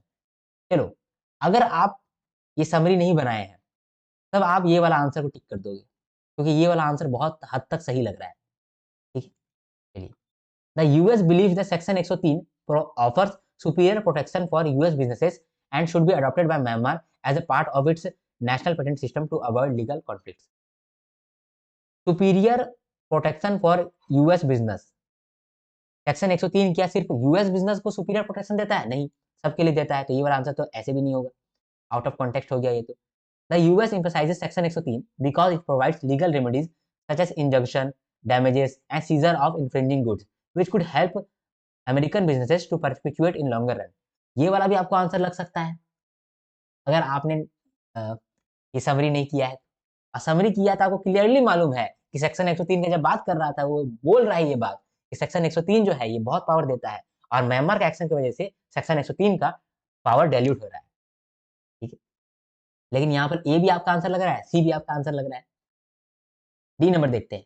The US is concern that Myanmar action may dilute the protection provided by the frameworks like section 103, making it harder for US companies to safeguard their trademark in the country. ये वाला आपका answer होगा, ठीक है? ये वाला आपका answer होगा, आपका आंसर ये वाला होगा। लास्ट में कह रहा है the US is concern that section 103 gives too much power to foreign businesses, ठीक है? टू मच पावर तो दिया नहीं रहा है, ठीक है? टू मच पावर तो दे नहीं रहा है, इसके बारे में तो कहीं पे बोला नहीं है, तो ये वाला भी आपका आंसर नहीं होगा। तो आपका आंसर डी होगा, ठीक है? अब अगला सवाल देखते हैं, अगला सवाल में क्या कह रहा है? तो ये क्या हो गया? अगला सवाल में क्या कर रहा है? Question number 4, what is the one potential risk highlighted in the passage if Myanmar intellectual property protection system does not meet international standard? यहाँ पे कह रहा है कि वो एक पोटेंशियल रिस्क कौन सा है जो कि अराइज हो जाएगा अगर Myanmar intellectual property protection system को मानता नहीं। तो क्या प्रॉब्लम आ जाएगा? तो क्या प्रॉब्लम आ जाएगा? देखिए यहाँ पर हम लोग लिखे थे कि अगर म्यांमार का सिस्टम वो नहीं मानता है, इंटेलेक्चुअल प्रॉपर्टी सिस्टम नहीं मानता है, या फिर वो स्ट्रांग नहीं हो पाता है, या फिर ग्लोबल स्टैंडर्ड फॉलो नहीं करता है, तो क्या नुकसान होगा? फॉरेन इन्वेस्टमेंट कम हो जाएगा, ठीक है, बिजनेस कॉस्ट लगेगा यूएस कंपनी को लीगल कॉस्ट लगेगा, और काउंटर फिटिंग भी होगा। तो तीनों काम होगा, चारों काम होगा। तो अब देखते हैं कि आंसर में क्या क्या लिखा है। US businesses may benefit from reduced competition in Myanmar market due to less stringent IP regulation. यहाँ पे बोल रहा है कि यूएस बिजनेस को बेनिफिट पहुंच जाएगा फॉर रिड्यूस्ड कंपटीशन। इतना पॉजिटिव बात बोला ही नहीं है, पूरा पैसेज में नहीं बोला है, बस इसका तो गलती हो गया, ये तो आंसर होगा ही नहीं। अगला बोला है insufficient protection under Myanmar IP system could result in an influx of counterfeit goods, negatively affecting not only US businesses through financial losses but also harming the consumers by reducing the quality and reliability of available product। देखो यहाँ पर सारा बात बोल दिया कि Myanmar का जो आईपी सिस्टम स्ट्रांग नहीं रहेगा तो काउंटर फिटिंग भी बढ़ जाएगा। यूएस कंपनी को सिर्फ नुकसान नहीं होगा, बाकी सारे कंपनीज को नुकसान होगा, कंज्यूमर को भी नुकसान होगा। तो आपका मोस्ट प्रोबेबली ये वाला आंसर होगा, क्योंकि सारा बात यहाँ पर आपका फिट बैठ रहा है, सारा बात यहाँ पर कह दिया है। अगला सवाल देखते अगला ऑप्शन देखते हैं। The lack of alignment with global IP standards may give US companies an opportunity to evade from international scrutiny. US company को कोई अपॉर्चुनिटी मिल गया, इसके बारे में तो बोल ही नहीं रहा है भाई, तो ये वाला भी ऑप्शन आपका नहीं होगा आंसर। ठीक है, अगला देखते हैं। Myanmar patent system could encourage greater investment in the country bye lowering the cost associated with intellectual property registration and litigation. Myanmar का जो पेटेंट सिस्टम है वो बहुत हेल्प करेगा, किसमें हेल्प करेगा? ग्रेटर इन्वेस्टमेंट में। इतना पॉजिटिव बात भी नहीं कहा है, तो ऑप्शन डी भी आपका आंसर नहीं होगा। लास्ट देखते हैं। A weaker IP system in Myanmar could allow US businesses to dominate the market. US business dominate कर पाएगा मार्केट में, इतना अच्छा बात तो कहा ही नहीं है पर पैसेज में, तो ये भी आपका आंसर नहीं होगा, आपका आंसर डी होगा। ठीक है, क्वेश्चन नंबर 5 देखते हैं। What are the possible aftermath of Myanmar withdrawal from established IP system. यहाँ पे कह रहा है कि जब म्यांमार एस्टैब्लिश्ड आईपी सिस्टम जो है उसको विड्रॉ कर रहा है तो क्या क्या हो सकता है? तो क्या क्या हो सकता है? काउंटर फिटिंग हो सकता है, यूएस बिजनेस को नुकसान पहुंच सकता है, कंज्यूमर को नुकसान पहुंच सकता है। तो पहला कहता है US businesses may encounter legal challenges and financial setbacks due to insufficient intellectual property system. Insufficient intellectual property protection की वजह से जो यूएस बिजनेस है उसको लीगल चैलेंजेस फेस करना पड़ेगा, फाइनेंशियल सेटबैक फेस करना पड़ेगा। तो ये वाला आंसर तो सही होना चाहिए। अगला कहता है the prevalence of counterfeit goods could rise. जो काउंटरफिट गुड्स है, जो नकली आइटम है, उसका जो है प्रेवलेंस बढ़ जाएगा। इसकी वजह से क्या होगा? बिजनेस को भी और कंज्यूमर्स को भी नेगेटिवली इंपैक्ट पड़ेगा। ये वाला भी आंसर आपका सही बैठ रहा है। लास्ट देखते हैं। म्यांमार का withdrawal may lead to improve trade relation. Myanmar जो विड्रॉ कर रहा है जिसकी वजह से क्या होगा? ट्रेड रिलेशन अच्छा बन जाएगा। अरे सर क्या अच्छा बन जाएगा? यहाँ पर खाली नेगेटिव बात कर रहा है, ये पॉजिटिव बात कैसे कर रहा है? तो 1 और 2 जो है ये पॉसिबल बन रहा है, तो 1 और 2 आपका आंसर हो जाएगा। ऑप्शन नंबर 6 को तो हम लोग पहले से सॉल्व कर लिए। ऑप्शन नंबर 7 को देखते हैं, सॉरी क्वेश्चन नंबर 7 को देखते हैं। According to the passage, how might a weak intellectual property system in Myanmar affect US company. तो अगर म्यांमार में वीक इंटेलेक्चुअल सिस्टम आ जाता है तो यूएस कंपनी को किस तरह से अफेक्ट करेगा? फिर से वही पूछा है, यूएस कंपनी को किस तरह से अफेक्ट करेगा? यूएस कंपनी का बिजनेस कॉस्ट बढ़ जाएगा, ठीक है, यूएस कंपनी को लीगल कॉस्ट झेलना पड़ेगा, ठीक है, और क्या? तो US company may need to collaborate with Myanmar government to co develop stronger IP system ना। ये वाला तो पैसेज में नहीं कहा है कहीं ना कहीं। तो यूएस कंपनी में benefit from reduced legal regulation. अरे बेनिफिट का बात ही नहीं बोला है, यूएस कंपनी को बेनिफिट हो ही नहीं रहा है, वो नुकसान में है।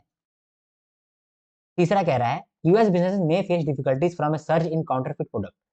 यूएस बिजनेस को डिफिकल्टी फेस करना पड़ेगा क्योंकि काउंटरफिट प्रोडक्ट बढ़ जाएगा, leading to monetary losses and decline in brand credibility. Brand credibility भी खराब होगा और मॉनेटरी लॉस भी होगा, यानी बिजनेस लॉस भी होगा। ये वाला आपका आंसर बन जाएगा, ऑप्शन नंबर सी। अगला ऑप्शन भी देख लेते हैं। US companies may enjoy greater freedom in Myanmar due to weaker IP enforcement. यहाँ पे कह रहा है कि यूएस कंपनी को ज्यादा फ्रीडम मिल जाएगा। क्या फ्रीडम मिल जाएगा? वो अपने नुकसान में है, परेशान है, तो ये भी आपका गलत ऑप्शन है। लास्ट में US company may face stricter legal penalties for failing to comply with Myanmar new IP system. US company को ज्यादा स्ट्रिक्टर लीगल पेनल्टीज फेस करना पड़ेगा। तो इसके लिए भी कुछ बहुत सारा एविडेंस नहीं दिया गया है, तो इसको भी हम लोग सही नहीं कह सकते। तो ऑप्शन नंबर सी आपका आंसर होगा। ठीक है, अब क्वेश्चन नंबर 8 को देखते हैं। विच of the following conclusion can be logically inferred from the above statement. हम लोग ऊपर में इतना पैसेज पढ़ें तो हम लोग को क्या कंक्लूजन हम लोग निकाल सकते हैं दिमाग में कि म्यांमार का जो इंडिपेंडेंट पेटेंट सिस्टम है वो प्रिवेंट कर रहा है फॉरेन कंपनीज को from facing legal challenges. Legal challenges face करने के लिए प्रिवेंट कहाँ कर रहा है, लीगल चैलेंजेस तो फेस करा रहा है। तो ये तो अच्छा चीज़ नहीं है, ये वाला तो ऑप्शन होगा नहीं, ये चीज़ हम लोग दिमाग नहीं लगाए। Establishing the unique patent system may lead to more complex legal dispute for foreign businesses. हाँ, यहाँ पर कह रहा है कि जब हम लोग यूनिक पेटेंट सिस्टम बनाते हैं इसकी वजह से क्या होता है कि कॉम्प्लेक्स लीगल डिस्प्यूट क्रिएट हो जाता है फॉरेन बिजनेसेस के साथ। अगर म्यांमार अगर अपना यूनिक पेटेंट सिस्टम बनाएगा तो यूएस का बिजनेस के लिए प्रॉब्लम हो जाएगा, बाकी सारा जो फॉरेन सिस्टम है या फॉरेन बिजनेस है उन लोग के लिए प्रॉब्लम हो जाएगा। तो मोस्ट प्रोबेबली आपका आंसर बी होगा। अगला भी देख लेते हैं। Countries with strong IP protection experience high level of IP violation.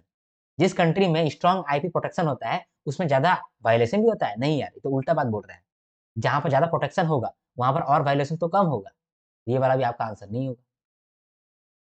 A strong IP protection system has no impact on country's economic losses, ठीक है, and from intellectual property violation. ऐसा बात नहीं है। स्ट्रॉन्ग आईपी प्रोटेक्शन सिस्टम होगा तो इसका impact पड़ेगा इकोनॉमिक लॉसेस से। इकोनॉमिक लॉसेस जो है कंट्री का वो कम हो जाएगा, है ना। Foreign businesses will prefer to invest in countries with weaker IP protection system. जहां पर वीक आईपी प्रोटेक्शन सिस्टम है वहां पर फॉरेन बिजनेस जाएगा, आगे लेके वहां क्यों जाएगा, नहीं जाएगा वहां पर तो और बचेगा। तो ऑप्शन नंबर बी आपका आंसर हो जाएगा। क्वेश्चन नंबर 9 देखते हैं। Based on the information provided in the passage, which of the following would most likely occur if Myanmar continues to deviate from international IP agreement and implements its own independent patent system? यहाँ पर कह रहा है कि Myanmar जो है US का बात नहीं सुन करके ये अपना आईपी एग्रीमेंट को ही फॉलो करता है और दूसरे का बात नहीं सुनता है, तो क्या होगा, तो क्या हो जाएगा? म्यांमार को ही नुकसान हो जाएगा। Myanmar will see an increase in foreign investment due to unique IP framework. गलत, म्यांमार को नुकसान पहुंचेगा। ठीक है, तो यहाँ पर तो फायदा की बात कर रहा था। US company may find it easier to protect their intellectual property in Myanmar. ये भी गलत बात। यूएस कंपनी को कुछ भी फायदा नहीं हो रहा है, उसको नुकसान ही हो रहा है, तो यहाँ फायदा की बात कर रहा है तो आंसर गलत हो जाएगा। Myanmar move could encourage other countries to follow suit and establish their own patent system. ये भी गलत है। नुकसान ही पहुंचने वाला है, कोई भी दूसरा कंट्री कोई फायदा नहीं पहुंचेगा, दूसरा कंट्री कोई कॉपी भी नहीं करेगा, है ना। क्योंकि म्यांमार को ही नुकसान पहुंच रहा है, क्योंकि हम लोगों ने क्या देखा था, हम लोग ने यहाँ पर देखा था कि म्यांमार का जो है इकोनॉमिक ग्रोथ तब होगा जब वो ग्लोबल आईपी एग्रीमेंट को मानता है, अदरवाइज इन्वेस्टर का कॉन्फिडेंस भी गिरेगा, इकोनॉमिक ग्रोथ भी गिरेगा। तो इसका कॉपी तो कोई दूसरा कंट्री करेगा नहीं। Foreign companies may face difficulties in protecting their trademark and patent in Myanmar leading to economic and legal dispute. ये वाला आंसर आपका होगा। लास्ट में कह रहा है counterfeit goods will decline as Myanmar establishes its own patent system. Counterfeit goods जो है वो कम हो जाएगा, कम होगा, बढ़ जाएगा। क्वेश्चन में तो ऐसा बोल रहा था कि बढ़ जाएगा। ये वाला भी आंसर नहीं होगा आपका, तो ऑप्शन नंबर डी आपका आंसर होगा। तो यहाँ पर हम लोगों ने कर लिया कवर। ठीक है, आई होप आपको ये चीज समझ में आया। अब हम लोग आरसी को कवर कर लिए, अब बाकी क्वेश्चन को हम लोग कवर करते हैं। ठीक है, आरसी में आपको ये जो आरसी दिया गया इस बार का आरसी में आपको कम से कम 12 मिनट लगता ही लगता। ठीक है, 12 मिनट लगने का था ही। अगर आपका रीडिंग स्पीड अच्छा है तभी आपको कम समय लगता, नहीं तो बहुत समय लगता है। ठीक है, अब रिज्यूम करते हैं। डायरेक्शन दिया है क्वेश्चन नंबर 10 के लिए और क्वेश्चन नंबर 11 के लिए। Rearrange the following sentences A B C and D. A B C D को हम लोग रीअरेंज करना है in the proper sequence to form a meaningful paragraph. ठीक है, तो पैराजंबल का ये सवाल है। तो पैराजंबल सवाल हम लोग किस तरह से सॉल्व करते हैं, चारों जो स्टेटमेंट है पहले उसको रीड करते हैं, उसके बाद फिर हम लोग सोचते हैं कि कौन सा पहले आएगा कौन सा सेकंड में आएगा, थ्रू सम हिंट्स। तो हिंट तो बाद में लेंगे, पहले तो हम लोग समझते हैं कि चारों सेंटेंस में कहा क्या है। तो क्वेश्चन नंबर 10 को देखते हैं। पहला सेंटेंस में कहा है the scheme is design to offer a balance solution ensuring both retirees financial security and government physical responsibility. Scheme इस तरह से डिजाइन किए हैं हम लोग बैलेंस सोल्यूशन बनाने के लिए, ताकि जो रिटायरीज है उसका फाइनेंशियल सिक्योरिटी भी इंश्योर हो पाए और गवर्नमेंट का फिजिकल रिस्पॉन्सिबिलिटी भी इंश्योर हो पाए। ठीक है, उतना समझ में आ नहीं रहा है। The unified pension scheme seeks to merge different pension systems into single streamline structure. ये जो यूनिफाइड पेंशन स्कीम आया है ये बहुत सारा पेंशन स्कीम को मर्ज कर रहा है और एक सिंगल स्ट्रीमलाइन स्ट्रक्चर बना रहा है। This approach addresses employees' demands for higher pension while safeguarding the government's capacity to finance the program. ये जो अप्रोच है ये एम्प्लॉय का डिमांड को भी फुलफिल कर रहा है फॉर हायर पेंशन, और जो गवर्नमेंट का कैपेसिटी है टू फाइनेंस द प्रोग्राम उसको भी सेफगार्ड कर रहा है। लास्ट में, additionally the unified structure aims to lower administrative expenses and promote a more equitable distribution of pension benefits.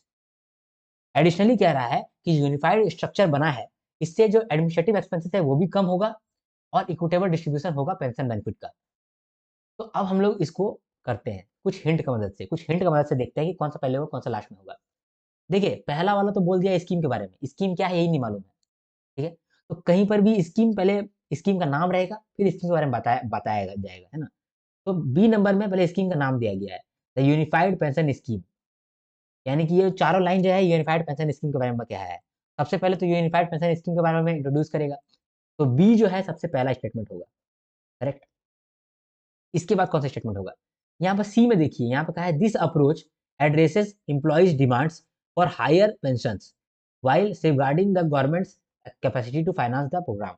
इसमें कह रहा है कि ये जो अप्रोच है, इस अप्रोच से एम्प्लॉय का डिमांड फॉर हायर पेंशन ये हो जा रहा है, साथ में गवर्नमेंट का जो कैपेसिटी है टू फाइनेंस द प्रोग्राम ये भी हम लोग सेफगार्ड कर ले रहे हैं, ठीक है? तो ये कौन सा अप्रोच है? अप्रोच पहले बताएगा तभी तो फिर हम लोग अप्रोच को लेकर के यहाँ पर बात करेंगे।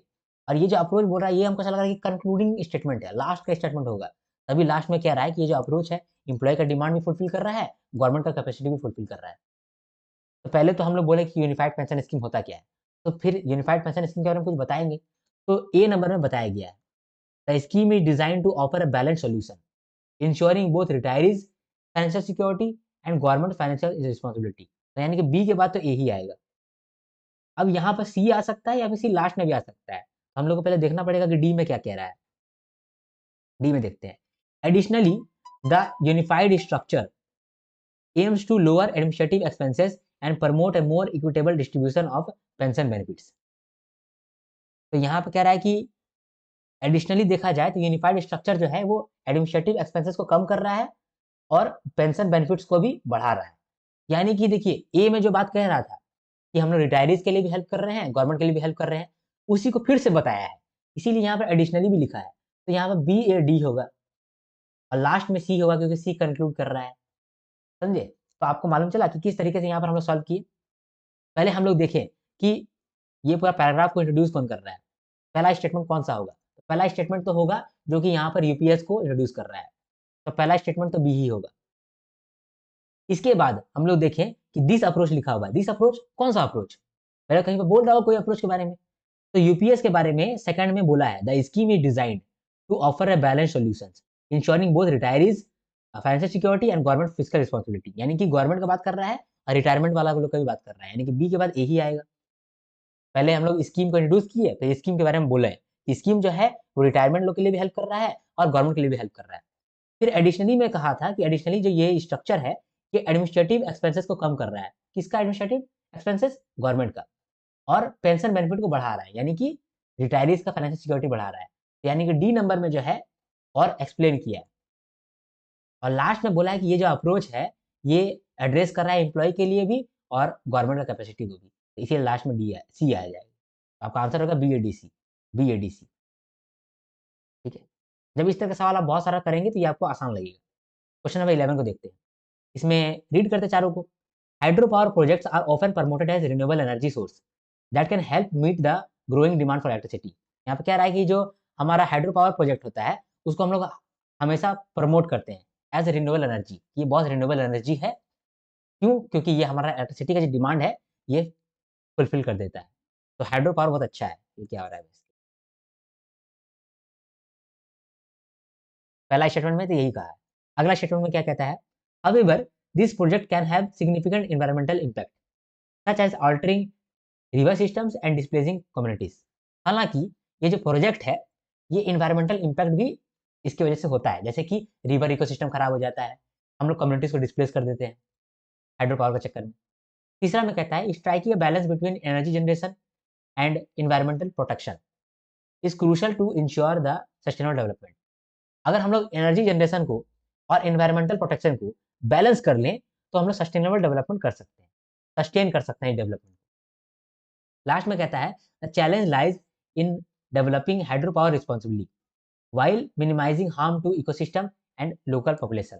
चैलेंज ये है कि जो हमारा हाइड्रो पावर है उसको हम लोग सही तरीके से डेवलप करें, रिस्पॉन्सिबिलिटी डेवलप करें, ताकि ना इकोसिस्टम को प्रॉब्लम हो, ना ही लोकल पॉपुलेशन को फ़ायदा प्रॉब्लम हो। तो इसको हम लोग किस तरीके से कर सकते हैं? तो सबसे पहले तो हम लोग इंट्रोड्यूस करेंगे, तो कौन-सा स्टेटमेंट यहाँ पर इंट्रोड्यूस कर रहा है? स्टेटमेंट ए जो है वो इंट्रोड्यूस कर रहा है, क्योंकि यहीं पे बात हो रहा है कि हाइड्रो पावर प्रोजेक्ट क्या होता है। Hydro power project are oftenly promoted as renewable energy source that can help meet the growing demand for electricity. ये तो हमारा पहला स्टेटमेंट हुआ, ठीक है? इसके बाद दूसरा स्टेटमेंट को देखें, तो however this project can have significant environmental impact. देखिए, हालाँकि या फिर हाउएवर ये कब इस्तेमाल होता है? जब एक नेगेटिव सेंटेंस, एक पॉजिटिव सेंटेंस बोल रहे हैं। जैसे कि पढ़ने में तो तेज़ है, लेकिन पढ़ता नहीं है आपका बच्चा। आपका बच्चा पढ़ने में तो तेज़ है, हालाँकि पढ़ता नहीं है। तो हाउएवर यानी कि हालाँकि हो गया। पढ़ने में तो तेज़ है, लेकिन पढ़ता नहीं है। तो यहाँ पर 2 कॉन्ट्रास्ट चीज़ को मैच हो रहा है। पढ़ता भी है, मतलब कि तेज़ भी है, लेकिन पढ़ता नहीं है। पढ़ने में तेज़ भी है, लेकिन पढ़ता नहीं है। तो यहाँ पर अपोज़िट सेंटेंस को ये जोड़ रहा है हाउएवर कनेक्टर। हाउएवर कनेक्टर के बाद कैसा सेंटेंस आया है? However this project can have significant environmental impact, यानी कि नेगेटिव सेंटेंस आया है। तो इससे जस्ट पहले पॉजिटिव सेंटेंस आया होगा। यानी कि हाउएवर के बाद जब हम लोग कह रहे हैं कि हाइड्रो पावर का नेगेटिव इम्पैक्ट पड़ता है, तो यानी कि इससे पहले हाइड्रो पावर का कुछ पॉजिटिव बात कहा होगा। तो हाइड्रो पावर का पॉजिटिव बात कहाँ कहा है? क्या ऑप्शन सी में पॉजिटिव बात कहा है? Striking a balance between energy generation and environmental protection, यहाँ तो ये बात नहीं कहा है। लास्ट में challenges lies in developing hydro power responsibility, यानी कि यहाँ पर भी हाइड्रो पावर के लिए कुछ पॉजिटिव बात तो कहा नहीं है। तो सिर्फ स्टेटमेंट ए में पॉजिटिव बात कहा है। तो यानी कि ए के बाद ही आपका बी आ सकता है, ठीक है? ए में कहा कि हाइड्रो पावर जो है, ये हाइड्रो पावर प्रोजेक्ट जो है वो रिन्यूएबल एनर्जी की तरह काम कर रहा है। और बी में कह दिया, हालाँकि ये जो प्रोजेक्ट है इसमें बहुत सारा एनवायरमेंटल इम्पैक्ट भी आ रहा है, ठीक है? तो आप समझ पाएँ कि ए के बाद बी क्यों आया, ठीक है? इसके बाद देखिए, इसके बाद सी और डी में कौन पहले आएगा? तो सी में कह रहा है striking a balance between energy generation and environmental protection is crucial for ensuring sustainable development, ठीक है? और लास्ट में डी में कह रहा है the challenge lies in developing hydro power responsibly while minimising harm to ecosystem and local population. तो देखेंगे, तो बी में जो बात कह रहा था कि ये जो प्रोजेक्ट होता है, इसमें एनवायरमेंटल इम्पैक्ट होता है, जैसे कि हम लोग रिवर इकोसिस्टम को खराब कर देते हैं, हम लोग इकोनॉमिक जो कम्युनिटी है उसको डिस्प्लेस कर देते हैं। तो इसके बारे में भी और एलाबोरेट से बताया गया है ऑप्शन नंबर डी में। ऑप्शन नंबर डी में बोल रहा है कि देखो, चैलेंज यहाँ है कि हम लोग हाइड्रो पावर बनाएँ, तो अच्छी तरीके से बनाएँ, रिस्पॉन्सिबली बनाएँ, ताकि इकोसिस्टम को कम हार्म पहुँचे और लोकल पॉपुलेशन को कम हार्म पहुँचे। तो बी के बाद डी आएगा, क्योंकि बी को एक्सप्लेन कर रहा है डी। और सी जो है, इसको हम लोग एज़ अ कंक्लूजन स्टेटमेंट भी देख सकते हैं। Striking a balance between energy generation and environmental protection, इससे क्या होगा? सस्टेनेबल डेवलपमेंट होगा फ्यूचर में, है ना? तो इसीलिए सी को हम लोग रख सकते हैं कंक्लूडिंग स्टेटमेंट। तो ए, बी, डी, सी का हम लोग का एक बन गया, ठीक है? एक बार वापस से हम लोग इसको समझते हैं कि क्यों हम लोगों ने ऐसा ही किया है। पहले तो हम लोग हाइड्रो पावर प्रोजेक्ट को इंट्रोड्यूस किए, ठीक है? फिर हम लोग देखें कि हाउएवर का एक स्टेटमेंट है। हाउएवर का स्टेटमेंट तब आता है जब 2 कॉन्ट्रास्ट स्टेटमेंट को वो कनेक्ट कर रहा हो, है ना? तो हाउएवर के बाद एक नेगेटिव स्टेटमेंट है कि ये जो प्रोजेक्ट है, ये सिग्निफिकेंट एनवायरमेंटल इम्पैक्ट लाता है। जैसे कि रिवर इकोसिस्टम को खराब कर देता है, कम्युनिटीज़ को डिस्प्लेस कर देता है। यानी कि प्रोजेक्ट का यहाँ पर नेगेटिव बात हो रहा है। तो हाउएवर से पहले प्रोजेक्ट का पॉजिटिव बात हो रहा होगा। तो प्रोजेक्ट के बारे में पॉजिटिव बात सिर्फ ए में ही हो रहा था, सिर्फ ए में। तो इसीलिए ए के बाद ही जस्ट बी आएगा, ठीक है? इसके बाद सी को देखा जाए, तो यहाँ पर हम लोग बोल रहे हैं कि एनर्जी जनरेशन और एनवायरमेंटल प्रोटेक्शन होना चाहिए, ताकि सस्टेनेबल डेवलपमेंट हो सके। यानी कि ये कहीं न कहीं कंक्लूजन स्टेटमेंट बन सकता है, ठीक है? लेकिन कह नहीं सकते हैं। लेकिन एक बार डी भी पढ़ लेते हैं। डी में कहा था कि चैलेंज ये है कि हाइड्रो पावर हम लोग रिस्पॉन्सिबली मैनेज करें, ताकि इकोसिस्टम को भी फ़ायदा हो सके और लोकल पॉपुलेशन को भी नुकसान ना हो। तो यानी कि कहीं न कहीं ये बी वाला स्टेटमेंट को ये वापस से एलाबोरेट किया है। इसीलिए बी के बाद डी आएगा और सी को हम लोग एज़ अ कंक्लूजन यूज़ कर लेंगे। तो ए, बी, डी, सी करके यूज़ हो जाएगा। तो ए, बी, डी, सी, ठीक है? Option number C. समझ में आया आपको? ठीक है, अब हम लोग अगला क्वेश्चन को देखते हैं। अब अगला क्वेश्चन को हम लोग देखते हैं। डायरेक्शन दिया है क्वेश्चन नंबर 12 से लेकर के 14 तक के लिए। क्या डायरेक्शन दिया गया है, देखते हैं। In the provided question, an idiom is presented, followed by three statements. Identify the statements that correctly use the given idiom. तो idiom को पहले आप देखो और idiom को यूज़ किया है कि नहीं वो आप देखो।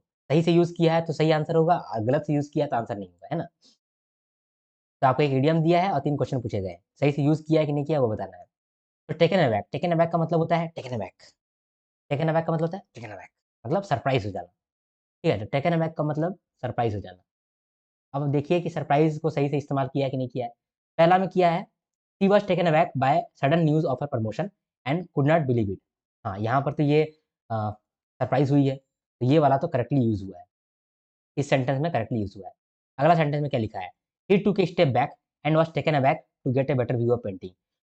पेंटिंग का बेटर व्यू के लिए वो एक स्टेप बैक की है और टेकन अबैक की है। तो यहाँ से सरप्राइज़ नहीं हो रही है, क्योंकि उसी का पेंटिंग का बेटर व्यू लेने के लिए वो की है, तो सरप्राइज़ तो यहाँ नहीं हो रही है। तो ये वाला चीज़ तो यहाँ पर होगा नहीं, ये करेक्टली यूज़ नहीं हुआ है। तीसरा में कहता है, they were taken aback by the strong winds as they walked along the beach. जब वो बीच के अलोंग वॉक कर रही थी, तब एक स्ट्रॉन्ग विंड आया, तो वो स्ट्रॉन्ग विंड वैसे हो गई होगी, है ना? तो वो उसमें सरप्राइज़ तो नहीं हो रही है ना? ये वाला भी आंसर नहीं होगा। तो सिर्फ़ एक ही स्टेटमेंट में सही यूज़ किया है, तो ओनली स्टेटमेंट ए। अगला स्टेटमेंट है बैक इन द सैडल, मतलब back in the saddle idiom है। बैक इन द सैडल का मतलब क्या होता है? जो घुड़सवारी करता है, वो जानते हैं घुड़सवारी के लिए ना एक वो सीट बना हुआ रहता है घोड़ा के ऊपर।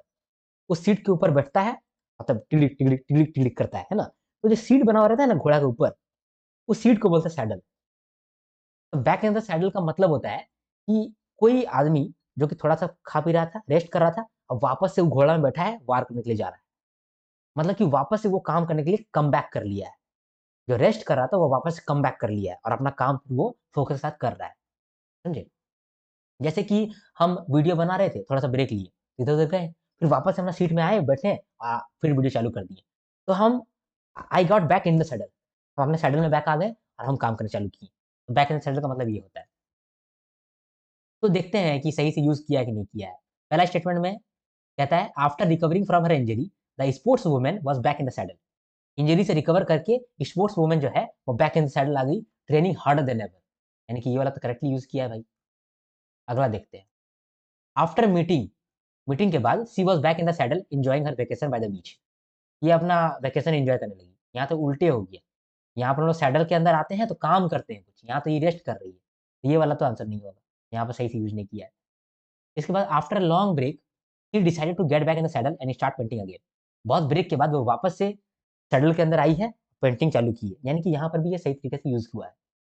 तो ऑप्शन नंबर ए और सी में सही से यूज़ हुआ है। तो बोथ ए एंड सी आपका आंसर है।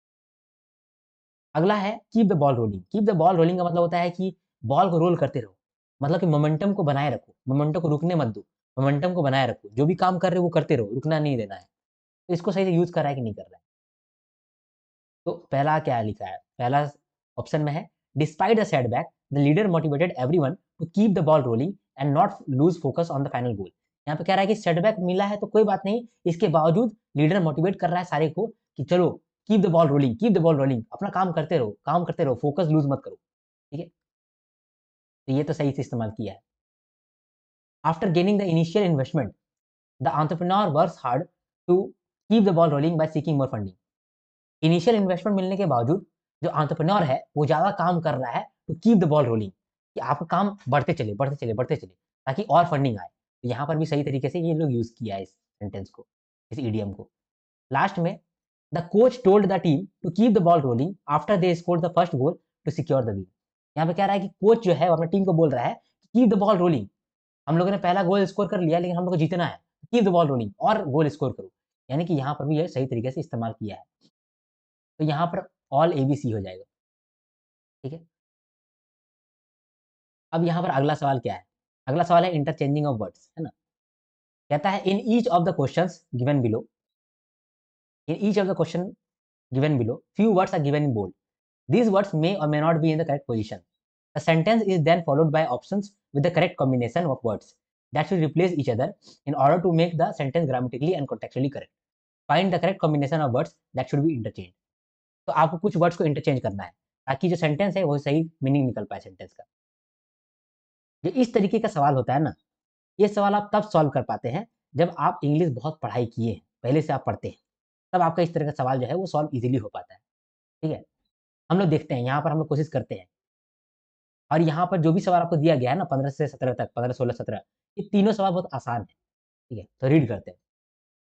यहाँ आपको सेंटेंस को रीअरेंज करना है, सॉरी यहाँ पर वर्ड को आपको इंटरचेंज करना है। तो पढ़ते हैं। Sampoornata Abhiyan is initiative empowerment at promoting education development at aimed through holistic skill building and community welfare programmes particularly in underprivileged areas. जब यहाँ पर आप पहला सेंटेंस पढ़े होंगे, Sampoornata Abhiyan is an initiative empowerment at promoting education. जब भी आप बहुत सारे सेंटेंस पढ़े होंगे ना, तो आप यहीं पर देखे होंगे Sampoornata Abhiyan is initiative aimed eight. Aimed at हमेशा साथ में यूज होता है ना। My this course is aimed at providing you the best possible content. तो एम्ड एट का मतलब आप जानते हैं। तो यहाँ पर जो एम्ड लिखा हुआ है ये यहाँ जाएगा, तो ए और सी का इंटरचेंज होगा, ए और सी का इंटरचेंज होगा। तो यहाँ पर क्या होगा, संपूर्णता Abhiyan is an initiative aimed at promoting education development. Education के साथ कॉमा नहीं है, तो एजुकेशन और डेवलपमेंट अलग अलग होता तो सही रहता। लेकिन एजुकेशन डेवलपमेंट ऐसा क्या होता है, एजुकेशन डेवलपमेंट का ये आपने सुना है, एजुकेशन डेवलपमेंट नहीं। लेकिन होलिस्टिक डेवलपमेंट आपने सुना होगा कि सब तरीके से डेवलपमेंट करना है ना। तो होलिस्टिक डेवलपमेंट यहाँ पर होगा, तो बी और डी का भी एक कॉम्बिनेशन यहाँ पर होगा। तो ए सी और बी डी। संपूर्णता अभियान इज इनिशिएटिव एम्पावरमेंट, यहाँ पर एम्पावरमेंट नहीं होगा, क्या होगा, एम्ड। तो Sampoornata Abhiyan is an initiative aimed at promoting holistic development and empowerment through education, skill building, community welfare programmes particularly in underprivileged area. तो आपका आंसर होगा ए सी और बी डी। ठीक है, आपका आंसर ये वाला हो जाएगा। आई होप समझ पाए आप। ठीक है, अगला देखते हैं। ये आसान है, इसमें मैं आपको क्या ही समझाऊंगा। ठीक है, क्वेश्चन नंबर 16 में देखिए। The national financial reporting authority ensures the quality of financial regulating by reporting and overseeing audit practices, financial transparency, accountability in promoting statements. अगर आप फाइनेंस बैकग्राउंड से नहीं है तो आपको ये सेंटेंस जो है बहुत डिफिकल्ट लगेगा। ठीक है, क्योंकि कुछ भी कह रहा है यहाँ पर, समझ में भी नहीं आ रहा, कुछ भी कह रहा है। लेकिन अगर आप फाइनेंस बैकग्राउंड से हैं तो आप समझ जाएंगे। क्या समझेंगे कि एनएफआरए को एक अथॉरिटी है, वो इंश्योर करता है quality of financial regulating. Financial regulating होता नहीं है, फाइनेंशियल रिपोर्टिंग होता है। ठीक है, तो फाइनेंशियल रिपोर्टिंग का ही हम लोग क्वालिटी को इन्हांस कर सकते हैं। तो रेगुलेटिंग रिपोर्टिंग के साथ ये हो जाएगा, चेंज हो जाएगा। ठीक है, तो NFRA ensures the quality of financial reporting. ठीक है, बी और सी का यहाँ पर चेंज हो गया, financial reporting by regulating and overseeing audit practices.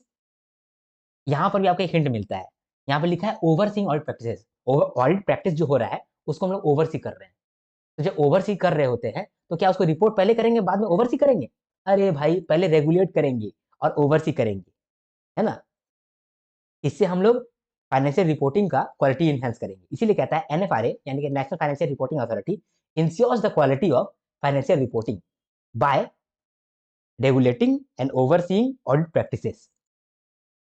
Audit practice को ओवरसी कर रहा है, फिर फाइनेंशियल ट्रांसपेरेंसी को ओवरसी कर रहा है, या फिर प्रमोट कर रहा है। तो यहाँ पर डी भी बदल जाएगा आपका ई से। ठीक है, तो बी सी और डी आपका आंसर हो जाएगा, बी सी और डी। मान लीजिए कि सेकंड वाला आपको समझ में नहीं आया, बी सी तो समझ में आ गया, डी ही समझ में नहीं आ रहा है। तो बी सी कहाँ पर है, बी सी तो कहीं पर भी नहीं है, बी सी तो कहीं पर भी नहीं है, तो बी सी यहीं पर है, तो ये वाला आंसर हो जाएगा। तो आप करेक्ट करके देख लीजिए, बी सी अगर आपका काम कर रहा है तो डी ही काम कर रहा है कि नहीं कर रहा है। तो बी सी जब आपका काम कर लिया तो डी को भी आप पहले चेंज कर लीजिए और पढ़ के देखिए कि सही से पढ़ा रहा है कि नहीं पढ़ा रहा है। तो NFRA ensures the quality of financial reporting by regulating and overseeing audit practices. उसके बाद डी मतलब कि ओवरसीइंग ऑडिट प्रैक्टिसेस, फिर promoting transparency and accountability in financial statements. तो आपको लगेगा कि हाँ यार सही हो गया। ठीक है, तो आपको कोई एक भी आपको इंटरचेंजिंग निकालना पड़ेगा। एक भी इंटरचेंजिंग अगर आपने निकाल लिया तो दूसरा वाला को आप चेक कर लो। ठीक है, अब क्वेश्चन नंबर 17 को देखते हैं। तरंग शक्ति चैलेंजेस। तरंग शक्ति 2024 जो है वो चैलेंज करता है on improving strategic defence capabilities and fostering collaboration between address forces. Address forces क्या होता है, आर्म्ड फोर्सेस हो सकता है ना, ये आर्म्ड फोर्सेस होगा, एड्रेस फोर्सेस क्या हो सकता है। तो आपको एक चीज यहाँ क्लियर हो गया यार, ये एड्रेस जो है ना यहाँ पर आर्म्ड फोर्सेस हो सकता है। ठीक है, तो यहाँ पर आर्म्ड फोर्सेस होगा, यानी कि डी और सी में घपला है, डी और सी जो है चेंज होगा। तो डी और सी कहाँ चेंज हो रहा है, सिर्फ यहीं पर तो चेंज हो रहा है, डी और सी यहीं पर चेंज हो रहा है, तो आपका ऑप्शन तो डी ही होगा। तो आप एक बार जो एई है ना, एई को भी आप पुट करके देख लीजिए कि कहीं सही सटीक बैठ रहा है कि नहीं बैठ रहा है। तो डी और सी तो आप समझ गए, ठीक है। इवॉल्विंग सिक्योरिटी फोर्सेस, तो यहाँ पर आप ए और ई को भी चेंज कर लीजिए, ए और ई को चेंज कर लीजिए। यहाँ पर चैलेंजेस लिख दीजिए और यहाँ चैलेंजेस की जगह में आप फोकसेस लिख दीजिए। और देखिए कि रीड करने में सही बन रहा है कि नहीं बन रहा है। तो आपको लगेगा Tarang Shakti focuses on improving strategic defence capabilities and fostering collaboration between armed forces to address evolving security challenges. यहाँ परफेक्ट रीड करने में लग रहा है, तो आपका आंसर ए और सी डी ही होगा। आई होप आपको रीडिंग दिख रहा है यहाँ पर। चलो ये वाला आंसर हो जाएगा आपका, और इसमें आपका ए सी और डी आंसर हुआ है। अब अगला सवाल क्या क्या है, अगला सवाल है 18 और 19। क्या कहता है, in the following question, in the following question identify the statement which is grammatically and contextually correct. तो यहाँ पर एरर क्वेश्चन आ गया, ठीक है। एरर का क्वेश्चन देखते हैं, तो रीड कर पा रहे हैं, चलिए। पहला स्टेटमेंट में कहता है the books on the shelfs in the library are organised by genre making them easier to locate. ये तो सही लग रहा है, अगर सही लग रहा है एक बार और रीड कर लीजिए। The books on the shelfs in the library are organised by genre making them easier to locate, ठीक है। The proposal was submitted by an email to the supervisor who reviewed it carefully before giving feedback. The proposal was submitted by email to the supervisor who reviewed it carefully before giving feedback. ये वाला भी सही लग रहा है हमको। तीसरा देखते हैं, hardly the meeting had begun when the fire alarm sounded, causing everyone to evacuate the building. Hardly जो है ना, ये थोड़ा गुंडा है। hardly, hardly शब्द गुंडा है। hardly, scarcely, barely, ठीक है, ये सब गुंडा है, ठीक है। जो गुंडा है ना, जैसे ये अलाउद्दीन खिलजी टाइप का वर्ड है, ये लोग क्या करता है, आगे जो भी इसके आगे जो भी आता है ना, उसको एक बार माथा में मारता है, बोलता है अपने माथा को नीचे करो और मेरा पैरों पे गिर जाओ। तो ये हार्डली, बेयरली, इस तरह का जो वर्ड होता है ना, वो आगे आने वाला सेंटेंस को बोलता है कि मेरे अपना जो माथा है पैरों के नीचे रहना चाहिए, समझे। तो यहाँ पर सेंटेंस को जो है ना, ये चेंज कर देता है, सेंटेंस को नीचे गिरा देता है, पैरों के बल गिरा देता है, मतलब मुंह के बल गिरा देता है। तो हार्डली जब भी आएगा ना, तो सेंटेंस जो है ना वो सीधा सीधी रहेगा नहीं, और यहाँ जो सेंटेंस है वो सीधा सीधी दिख रहा है। Hardly the meeting had begin when the fire alarm sounded. अगर यहाँ पर हार्डली को हटा दिया जाए तो भी आप रीडिंग कर पा रहे हैं बढ़िया से। The meeting had begin when the fire alarm sounded, ऐसा हो ही नहीं सकता है। अगर हार्डली पहले आया है तो आगे का सेंटेंस को वो बिगाड़ कर रख देगा। यानी कि यहाँ पर क्या होता मालूम, यहाँ पर होता hardly, hardly had the meeting begin, hardly had the meeting began, ऐसे हो जाता।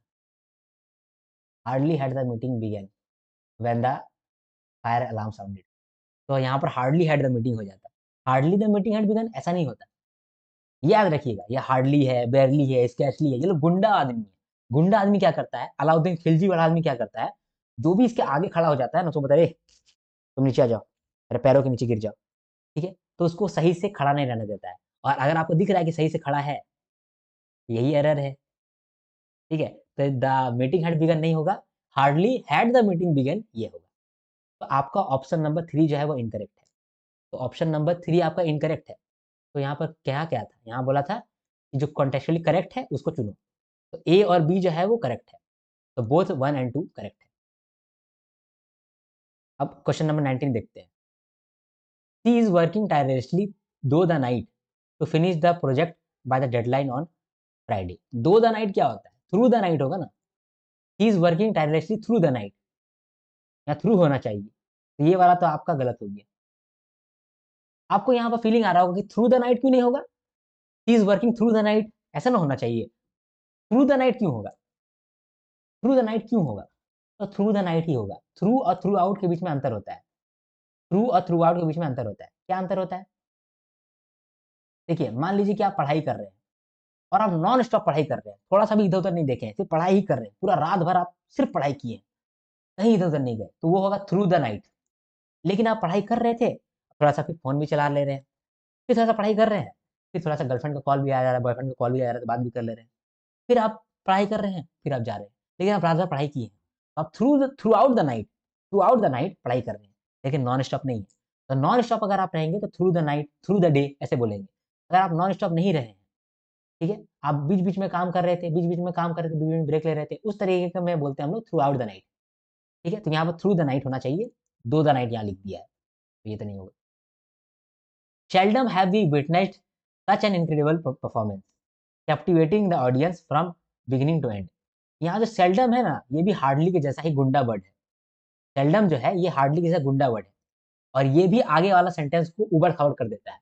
उसको बोलता है कि नीचे झुको, जैसे कि आपको दिख भी रहा है कि नीचे झुका हुआ भी है। seldom have we witnessed, seldom we have witnessed ऐसे तो नहीं बोला है, समझे? तो we have witnessed सही तो नहीं है, have we witnessed आ गया, इसीलिए seldom have we witnessed ये सही है, ये सही है सेंटेंस। लेकिन यहाँ पर अगर लिख देता seldom we have witnessed such an incredible performance, तो गलत हो जाता। ठीक है, इसके बाद तीसरा ऑप्शन में कहता है the list of items for the event including decoration and food has been finalised by the team. देखिए, यहाँ पर हैज इस्तेमाल किया है, करेक्ट इस्तेमाल किया है। अगर यहाँ पर हैव इस्तेमाल करता तो गलत इस्तेमाल करता। यहाँ पर क्वेश्चन को समझिए, क्वेश्चन में क्या कहता है, ये सेंटेंस में क्या कहता है, the list of items, the list of items for the event including decoration and food has been finalised by the team. ठीक है, ये जो लिस्ट है इसको फाइनलाइज किया है, ये जो लिस्ट है ये तो सिंगुलर है, इसके अंदर बहुत सारी चीज लिखे हैं, तो ये सब के बारे में थोड़ी बात कर रहे हैं, हम तो लिस्ट के बारे में बात कर रहे हैं, लिस्ट ऑफ आइटम्स। ठीक है, has been finalised by the team. यहाँ पर अगर कहते हैं the list of items have been finalised by the team, तो लिस्ट तो एक ही है, तो इसके लिए हैव क्यों यूज करेंगे, इसके लिए तो हैज ही यूज करेंगे, इसीलिए यहाँ पर करेक्टली यूज किया गया। तो दूसरा तीसरा स्टेटमेंट भी करेक्टली यूज किया गया। तो इनकरेक्ट जो है वो पहला स्टेटमेंट है, तो यहाँ पर क्वेश्चन बोला था कि जो करेक्ट है वो बताओ, तो दूसरा और तीसरा करेक्ट है, दूसरा तीसरा करेक्ट है। क्वेश्चन नंबर 20 और 21 देखते हैं। इसमें बोला है कि identify the statement that is grammatically incorrect. इससे पहले हम लोग को ग्रामेटिकली करेक्ट चुनने के लिए कहा था, यहाँ पर ग्रामेटिकली इनकरेक्ट चुनने के लिए कहा है। ठीक है, कर लेंगे। पहला कहता है each of the participants brought his or her own materials ensuring that workshop run smoothly and without interruption. ये भी सेंटेंस सही है, लेकिन यहाँ पे गड़बड़ हो सकता था। यहाँ पर अगर कहता each of the participant brought their own material, तो गड़बड़ हो जाता। यहाँ पर ईच क्या है, ईच का मतलब होता है हर एक इंसान, ईच ऑफ द एस्पिरेंट्स। बहुत सारे पार्टिसिपेंट्स में से ईच ऑफ द पार्टिसिपेंट्स, हर एक आदमी अपना अपना मटेरियल लाएगा, यानी कि हिज या फिर हर ओन मटेरियल लाएगा, तब तो करेक्ट है।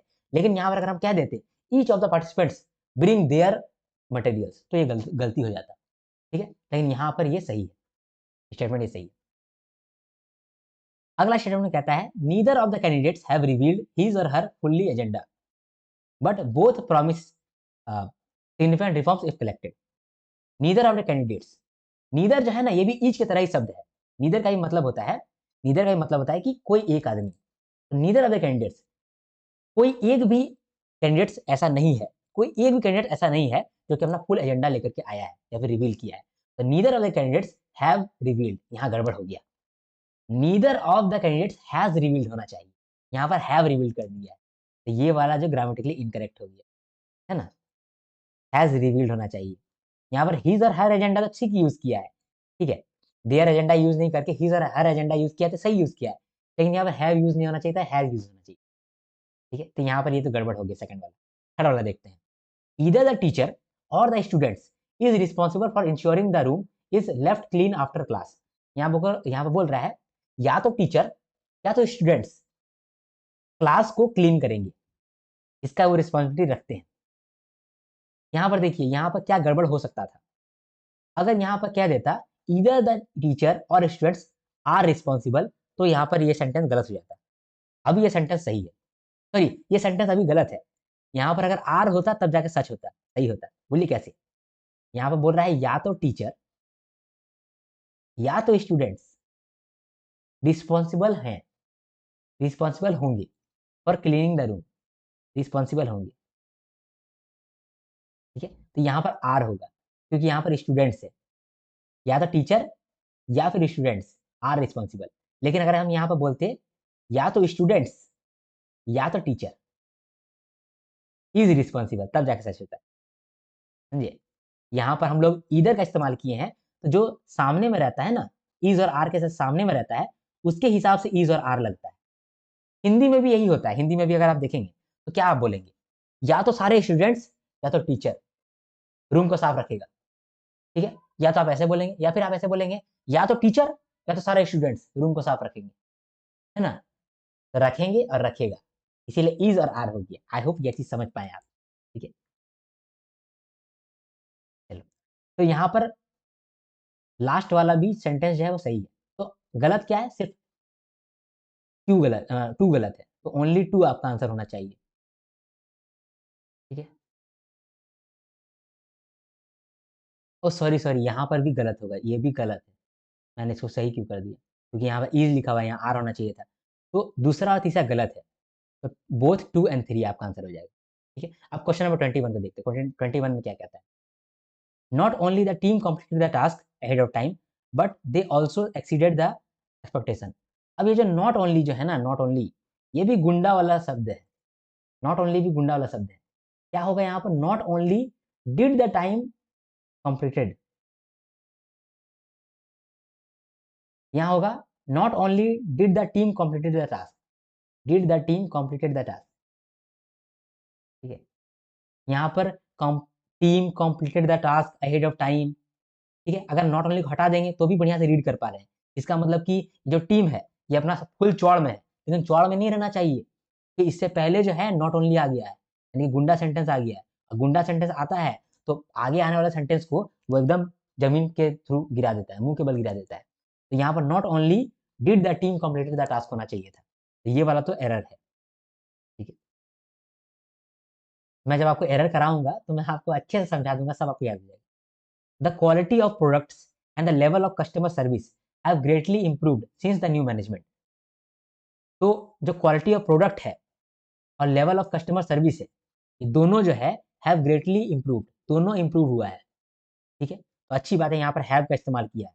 अगर यहाँ पर हैज का इस्तेमाल करता है तो ये सिंगुलर के लिए बोल रहा होता, तब यहाँ पर गलती हो जाता, लेकिन यहाँ पर हैव का इस्तेमाल किया है, यानी कि ये सेंटेंस जो है करेक्ट है।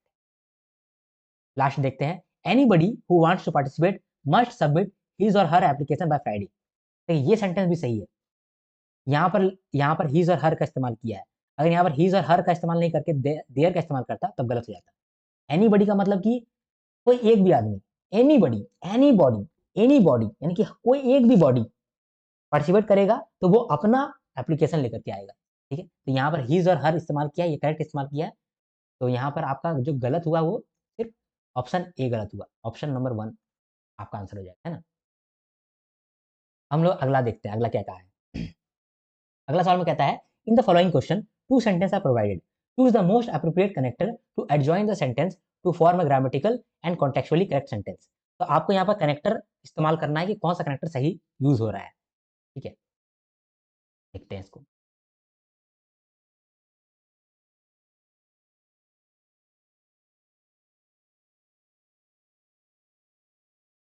तो पहला कहता है, पहला इस तरह के क्वेश्चन में पहले आप रीडिंग करेंगे दोनों स्टेटमेंट को, इसके बाद देखेंगे कि आपका कनेक्ट कर पा रहा है कि नहीं कर पा रहा है। तीनों को एक एक बार जाके चेक करेंगे। जो कनेक्ट कर पा रहा होगा तो अच्छी बात है, वो आपका आंसर हो जाएगा, नहीं कर पा रहा होगा तो आंसर नहीं होगा। तो दोनों स्टेटमेंट को समझते हैं। पहला स्टेटमेंट में कह रहा है, there are numerous challenges including budget constant, tight deadlines and unexpected technical difficulties. बहुत सारे चैलेंजेस आ गया है, जैसे कि बजट में भी एक चैलेंज है, टाइट डेडलाइंस है, और अनएक्सपेक्टेड टेक्निकल डिफिकल्टीज आ गया है। बहुत सारा ऐसा डिफिकल्टी है जो कि अनएक्सपेक्टेड आ गया है। ये पहला स्टेटमेंट है। दूसरा स्टेटमेंट में है, the project team manage to deliver an innovative solution that exceeded the client expectation. इसमें क्या रहा है कि जो प्रोजेक्ट टीम है ये मैनेज कर लिया और इनोवेटिव सॉल्यूशन लेकर के आया, जिसकी वजह से जो क्लाइंट का एक्सपेक्टेशन है वो भी अच्छा हो गया। समझे? देखिए, पहला सेंटेंस में कह रहा है कि बहुत सारा टेक्निकल डिफिकल्टीज है, हाई डेडलाइंस है, और बजट कांस्टेंट है, यानी कि नेगेटिव सेंटेंस है पूरा। और सेकंड सेंटेंस जो है वो पॉजिटिव सेंटेंस है ना? इसमें सेकंड सेंटेंस में कह रहा था, project team manage to deliver an innovative solution that exceeded the client expectations. तो यहाँ पर आप कौन सा कनेक्टर यूज कर सकते हैं? तो पहला कनेक्टर को देखते हैं, despite facing the numerous challenges the project team manage to deliver an innovative solution. यानी कि न्यूमरस चैलेंजेस होने के बावजूद प्रोजेक्ट टीम जो है ये इनोवेटिव सॉल्यूशन लेकर के आया। ये तो परफेक्ट बैठ रहा है, फिट बैठ रहा है। ठीक है, दूसरा को देखते हैं, given that the project team के पास बहुत सारे चैलेंजेस था, प्रोजेक्ट टीम ने इनोवेटिव सॉल्यूशन लेकर के आया। तो ये वाला तो सही नहीं होगा। गिवन दैट जब हम लोग कब इस्तेमाल करते हैं? जब हम लोग कुछ कॉज बता रहे हैं, उसका कुछ इफेक्ट हो गया है या फिर कुछ रिजल्ट निकला है, इसमें हम लोग इस्तेमाल कर सकते हैं गिवन दैट को। लेकिन यहाँ पर जो है कॉज है और इफेक्ट है, ये उल्टा है। कॉज क्या है कि बहुत सारा टेक्निकल डिफिकल्टी है, लेकिन टेक्निकल डिफिकल्टी की वजह से कुछ प्रॉब्लम नहीं हुआ है, उल्टा अच्छा रिजल्ट मिल गया है। इसीलिए यहाँ पर हम लोग गिवन दैट को इस्तेमाल नहीं कर सकते। यहाँ पर हम लोग डिस्पाइट को इस्तेमाल किया, लेकिन गिवन दैट को इस्तेमाल नहीं कर सकते। और तीसरा है even if the challenges. Even if, even if का इस्तेमाल कब होता है? कुछ भी हो जाए ये कर लेंगे हम लोग, कुछ भी हो जाए ये कर लेंगे, लेकिन यहाँ पर इवन इफ को हम लोग इस्तेमाल नहीं कर सकते। तो इसीलिए इवन इफ जो है ये क्रॉस हो गया। ठीक है, अगला क्वेश्चन को देखते हैं। यहाँ पर हम लोग का सिर्फ ऑप्शन नंबर 1 काम आया है, तो ऑप्शन नंबर ए यहाँ पर सही होगा आंसर। ठीक है, आई होप ये चीज समझ पाए आप। अब 23 नंबर को देखते हैं। इसमें भी दोनों सेंटेंस को समझते हैं पहले। पहला सेंटेंस कहता है there has been a vast area of technological advancement available today. आज के दिन में बहुत सारा टेक्नोलॉजिकल डेवलपमेंट हो चुका है, बहुत सारा टेक्नोलॉजिकल एडवांसमेंट हुआ है आज के दिन में। ऐसा कहा है ऑप्शन नंबर ए में। ऑप्शन नंबर बी में कहता है companies must continuously update their processes and systems to stay ahead in the ever evolving digital landscape. कंपनियों को क्या करना चाहिए? अपना प्रोसेस को, अपना सिस्टम को कंटिन्यूअसली अपडेट करना चाहिए, ताकि वो लोग ये कॉम्पिटिटिव वर्ल्ड में अहेड निकल के आ पाए, आगे रह पाए। ये दोनों बात को किस तरह से हम लोग मर्ज कर सकते हैं, किस तरह से इसको कनेक्ट कर सकते हैं? तो यहाँ पे लिखा है with the advent of continuous update. Continuous update आ जो रहा है, बार बार कंटिन्यूअस अपडेट आ रहा है, तो उसको देख करके कंपनी लोग को भी अपडेट कर देना चाहिए अपना प्रोसेस को, सिस्टम। क्या ये वाला आपको यहाँ पे बैठ सकता है? आपको लगेगा कि हाँ ये वाला बैठने के लिए योग्य है, लेकिन ये आपका कनेक्ट नहीं कर रहा है। बोलिए क्यों? इसीलिए कनेक्ट नहीं कर रहा है क्योंकि कंटिन्यूअस अपडेट आ तो नहीं रहा है ना। यहाँ पर बोल रहा है कि यहाँ पर बहुत सारा अपडेट आ चुका है, अवेलेबल टू बी। यहाँ पर बहुत सारा टेक्नोलॉजिकल एडवांसमेंट अवेलेबल है। ये नहीं बोल रहा है कि अवेलेबल हो रहा है, फटाक फटाक फटाक फटाक आ रहा है, ये नहीं बोल रहा है। बोल रहा है कि आ चुका है, अब कंपनी को कंटिन्यूअसली अपडेट करना चाहिए। तो ये वाला आंसर नहीं होगा। I think, I hope, I assume कि आपको एक चीज मालूम है कि कनेक्टर जो है जरूरी नहीं है कि दो सेंटेंस का बीच में ही कनेक्टर आ जाए। कनेक्टर जो है वो शुरुआत में भी आ सकता है, शुरुआत में आकर के दोनों सेंटेंस को कनेक्ट कर सकता है, ऐसा भी हो सकता है। ठीक है, ये आप ध्यान दीजिएगा। ऐसा नहीं है कि दो सेंटेंस का बीच में कनेक्टर आना चाहिए, ऐसा नहीं है, तभी कनेक्ट करिए। ऊपर से भी कनेक्ट कर सकता है दोनों सेंटेंस को। आई अज्यूम कि ये चीज आपको मालूम है। ठीक है, चलिए। तो यहाँ पर बोल रहे हैं कि पहला सेंटेंस तो काम नहीं दे रहा है, काम नहीं कर रहा है। With the advent of continuous update, continuous update के आने के साथ साथ जो बहुत सारा प्रॉब्लम आ रहा है, तो कंपनी को क्या करना चाहिए? कंटिन्यूअसली अपडेट करना चाहिए। तो ये वाला चीज हमको सही नहीं लग रहा है। इसमें कह रहा है considering the vast area of technological advancement available today, companies must continuously update their processes and systems. यहाँ पे कह रहा है कि अगर हम लोग जो देख रहे हैं कि कंसिडर कर रहे हैं जो टेक्नोलॉजिकल एडवांसमेंट बहुत ज्यादा आ गया है, ये कंसिडर करते हुए कंपनीज को अपना प्रोसेस को, सिस्टम्स को कंटिन्यूअसली अपडेट करना चाहिए। तो ये जो है परफेक्टली यूज किया गया है। और लास्ट में given the wide range of technological advancement available today, ये वाला भी परफेक्ट है। यहाँ पर भी कुछ कॉज है और इफेक्ट है। कॉज क्या है कि बहुत सारा टेक्नोलॉजी एडवांसमेंट अवेलेबल है, जिसकी वजह से क्या हो रहा है कि कंपनी को कंटिन्यूअसली अपडेट करना पड़ेगा। ठीक है, तो यहाँ पर given the wide range of B use होगा, ये भी करेक्ट यूज होगा। तो 2 और 3 सही कनेक्टर है, तो 2 और 3 आपका आंसर हो जाएगा। क्वेश्चन नंबर 24 को देखते हैं आप। क्वेश्चन नंबर 24 में क्या कहता है? Government pushed forward with its reform plans in the face of intense public scrutiny. Public scrutiny हो रहा है, यानी कि सरकार पे बहुत सारा सवाल उठ रहा है, सरकार को चेक कर रहा है। तो वो चेक करते के समय में सरकार क्या किया है? बहुत सारा रिफॉर्म प्लान लेके आया है, बहुत सारा प्लान लेकर के आया है। Government remained determined to bring about change, government जो है वो चेंज लाने के लिए तत्पर है। ये दोनों सेंटेंस को हम लोग को मर्ज करना है। ठीक है, तो पहला कनेक्टर है in light of wide spread criticism. Wide spread criticism को लेते हुए, देखते हुए गवर्नमेंट क्या कर रहा है? रिफॉर्म प्लान लेकर के आया है, और गवर्नमेंट चेंज को लेकर के डिटरमिन्ड है, तत्पर है। तो इसको हम लोग इस्तेमाल कर सकते हैं। Face of intense public scrutiny, intense public scrutiny को देखते हुए और इंटेंस पब्लिक स्क्रूटनी के समय में गवर्नमेंट एक रिफॉर्म प्लान लेकर के आया है, और government remained determined to bring about change. तो ये वाला भी आपको सही इस्तेमाल होता हुआ दिख रहा है यहाँ पर। लास्ट है एमिड ग्रोइंग क्रिटिसिज्म, ग्रोइंग क्रिटिसिज्म को देखते हुए गवर्नमेंट ने नया रिफॉर्म प्लान लेके आए हैं। ये भी आपका करेक्टली यूज हो रहा है। तो तीनों यहाँ पर आपका आंसर सही है, ऑल 1 2 एंड 3। ठीक है, अब यहाँ पर 25 से लेकर 29 तक आपको फिल इन द ब्लैंक्स लिखा है। फिल इन द ब्लैंक्स समझते हैं, पहले डायरेक्शन देख लेते हैं। Direction for question number 25 to 29। In the given question below a sentence is given with 2 blanks. एक सेंटेंस है जिसमें 2 ब्लैंक दिया गया है। Following the sentence 3 words are given. 3 words दिया गया है। The same word will fit both the blanks. एक वर्ड ऐसा होगा जो कि दोनों ब्लैंक्स में फिल कर जाएगा, यानी दोनों ब्लैंक्स में सेम वर्ड ही फिल होगा। Choose the word from given options that best complete the sentence.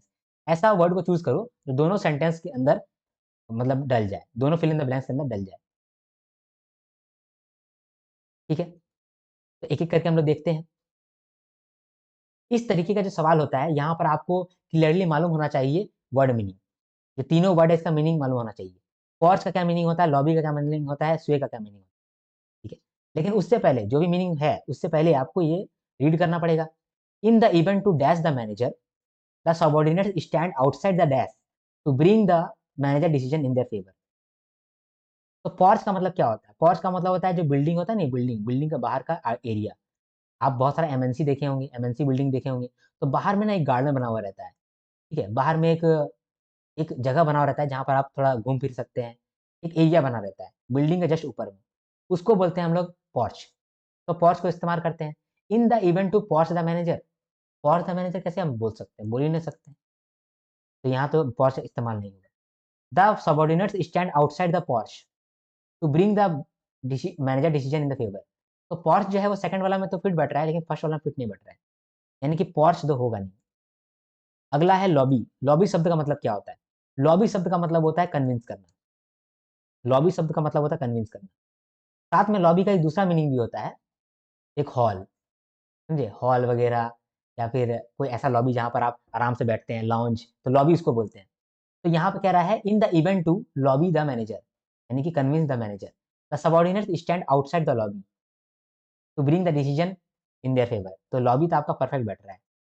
स्वे को देखते हैं। स्वे का मतलब होता है कन्विंस करना। ठीक है, कन्विंस करना।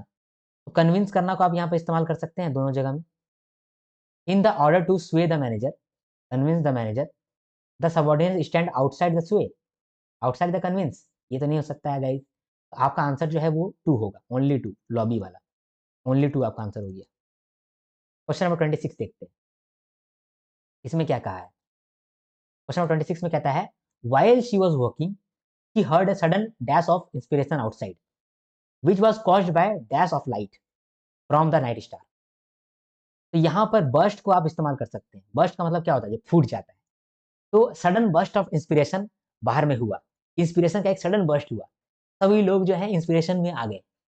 ठीक है, which was caused by the burst of light from the night star. Night star का बर्स्ट हुआ तो सब जगह इंस्पिरेशन का भी बर्स्ट हो गया।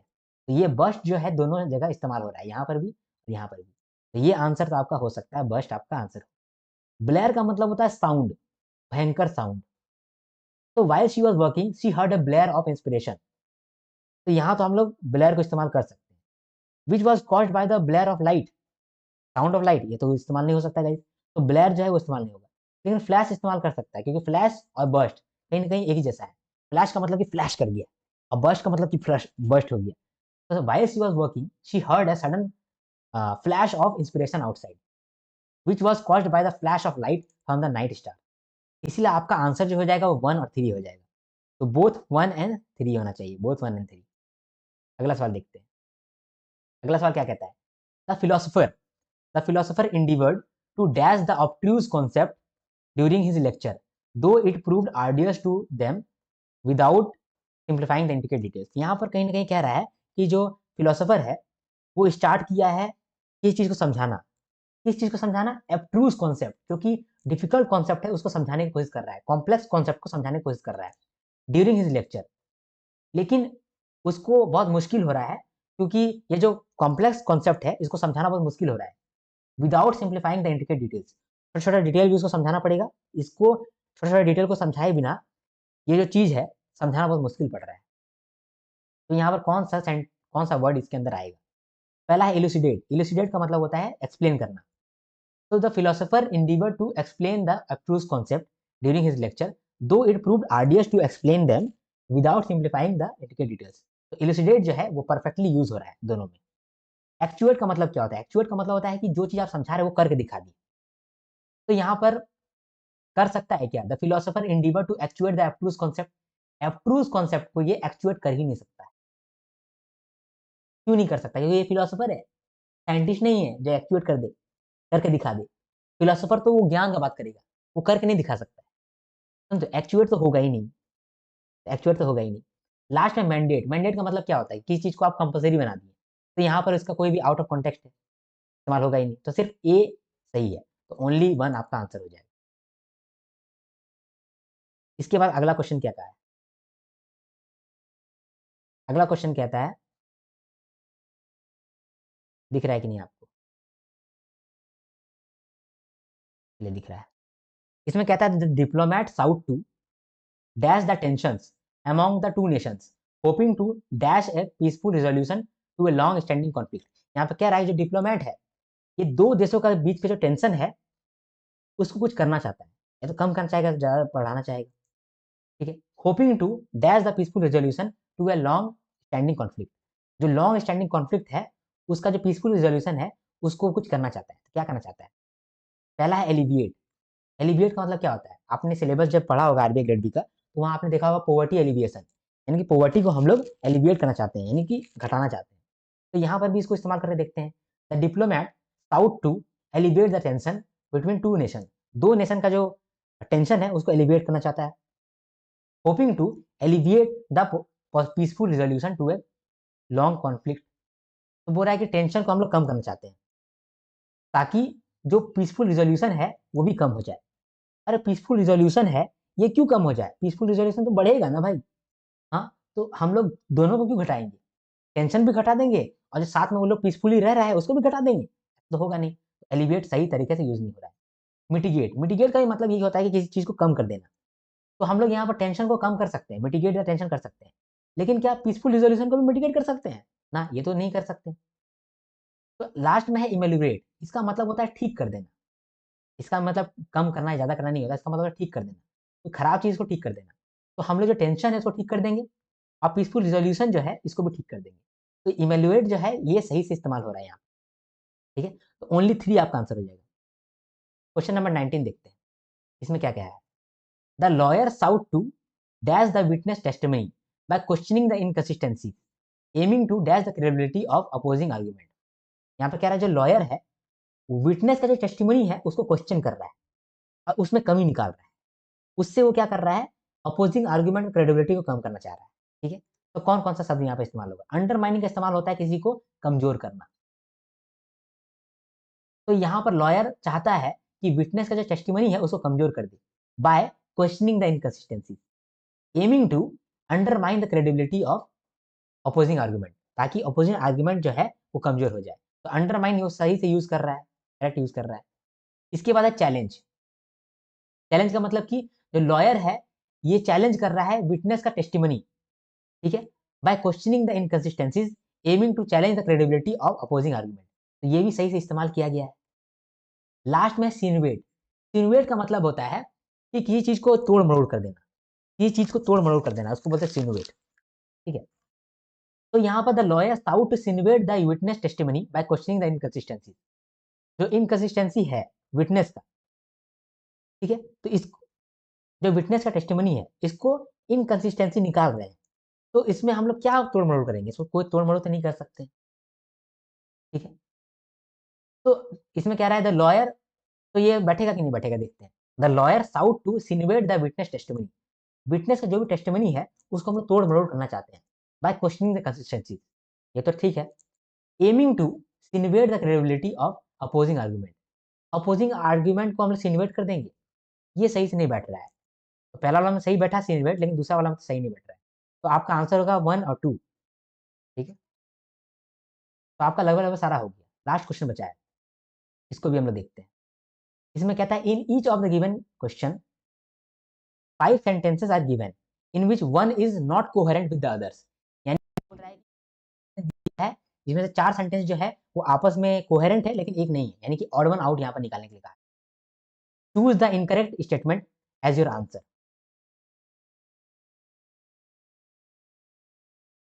ठीक है, यहाँ पर आप मुझे 1 मिनट दीजिए, मैं लैपटॉप को चार्ज लगा देता हूँ। ठीक है, क्योंकि अभी डाउन होने वाला है लैपटॉप। मैं आपको बताता हूँ गाइस कि कल रात में क्या हुआ था कि मैंने वीडियो बना लिया, लेकिन और वो भी मैं कैसे वीडियो बनाया, मुझे बहुत नींद आ रहा था, लेकिन फिर भी मैंने वीडियो बनाया। 2 घंटा का वो वीडियो बना।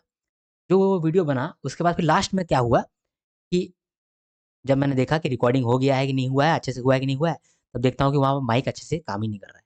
माइक का उतना साउंड है ही नहीं। बहुत बुरा लगा मुझे। तो मैं फिर सुबह उठा हूँ, अभी मैं सुबह उठा हूँ और आपको पढ़ा रहा हूँ, ठीक है? मैंने अभी तक खाना-वाना नहीं खाया है, अभी मैं खाऊँगा।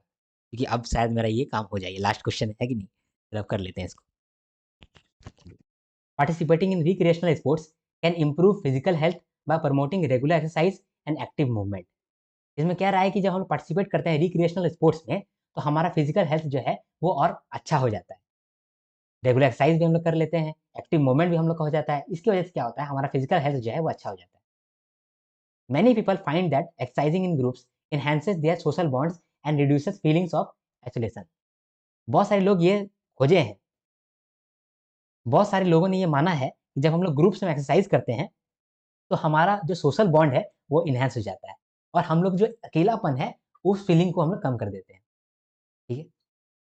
इसके बाद कहता है रेगुलर हेल्थ चेकअप और medical screening are essential for preventing chronic diseases. कोई क्रोनिक डिजीजेस ना आ जाए, इसके लिए हम लोग को रेगुलर हेल्थ चेकअप कराना पड़ता है और मेडिकल स्क्रीनिंग कराना पड़ता है। ठीक है? तो यहाँ पर आपको यहीं पर आपको मिल जाना चाहिए कि यही वाला आपका आंसर होगा, ऑड वन आउट।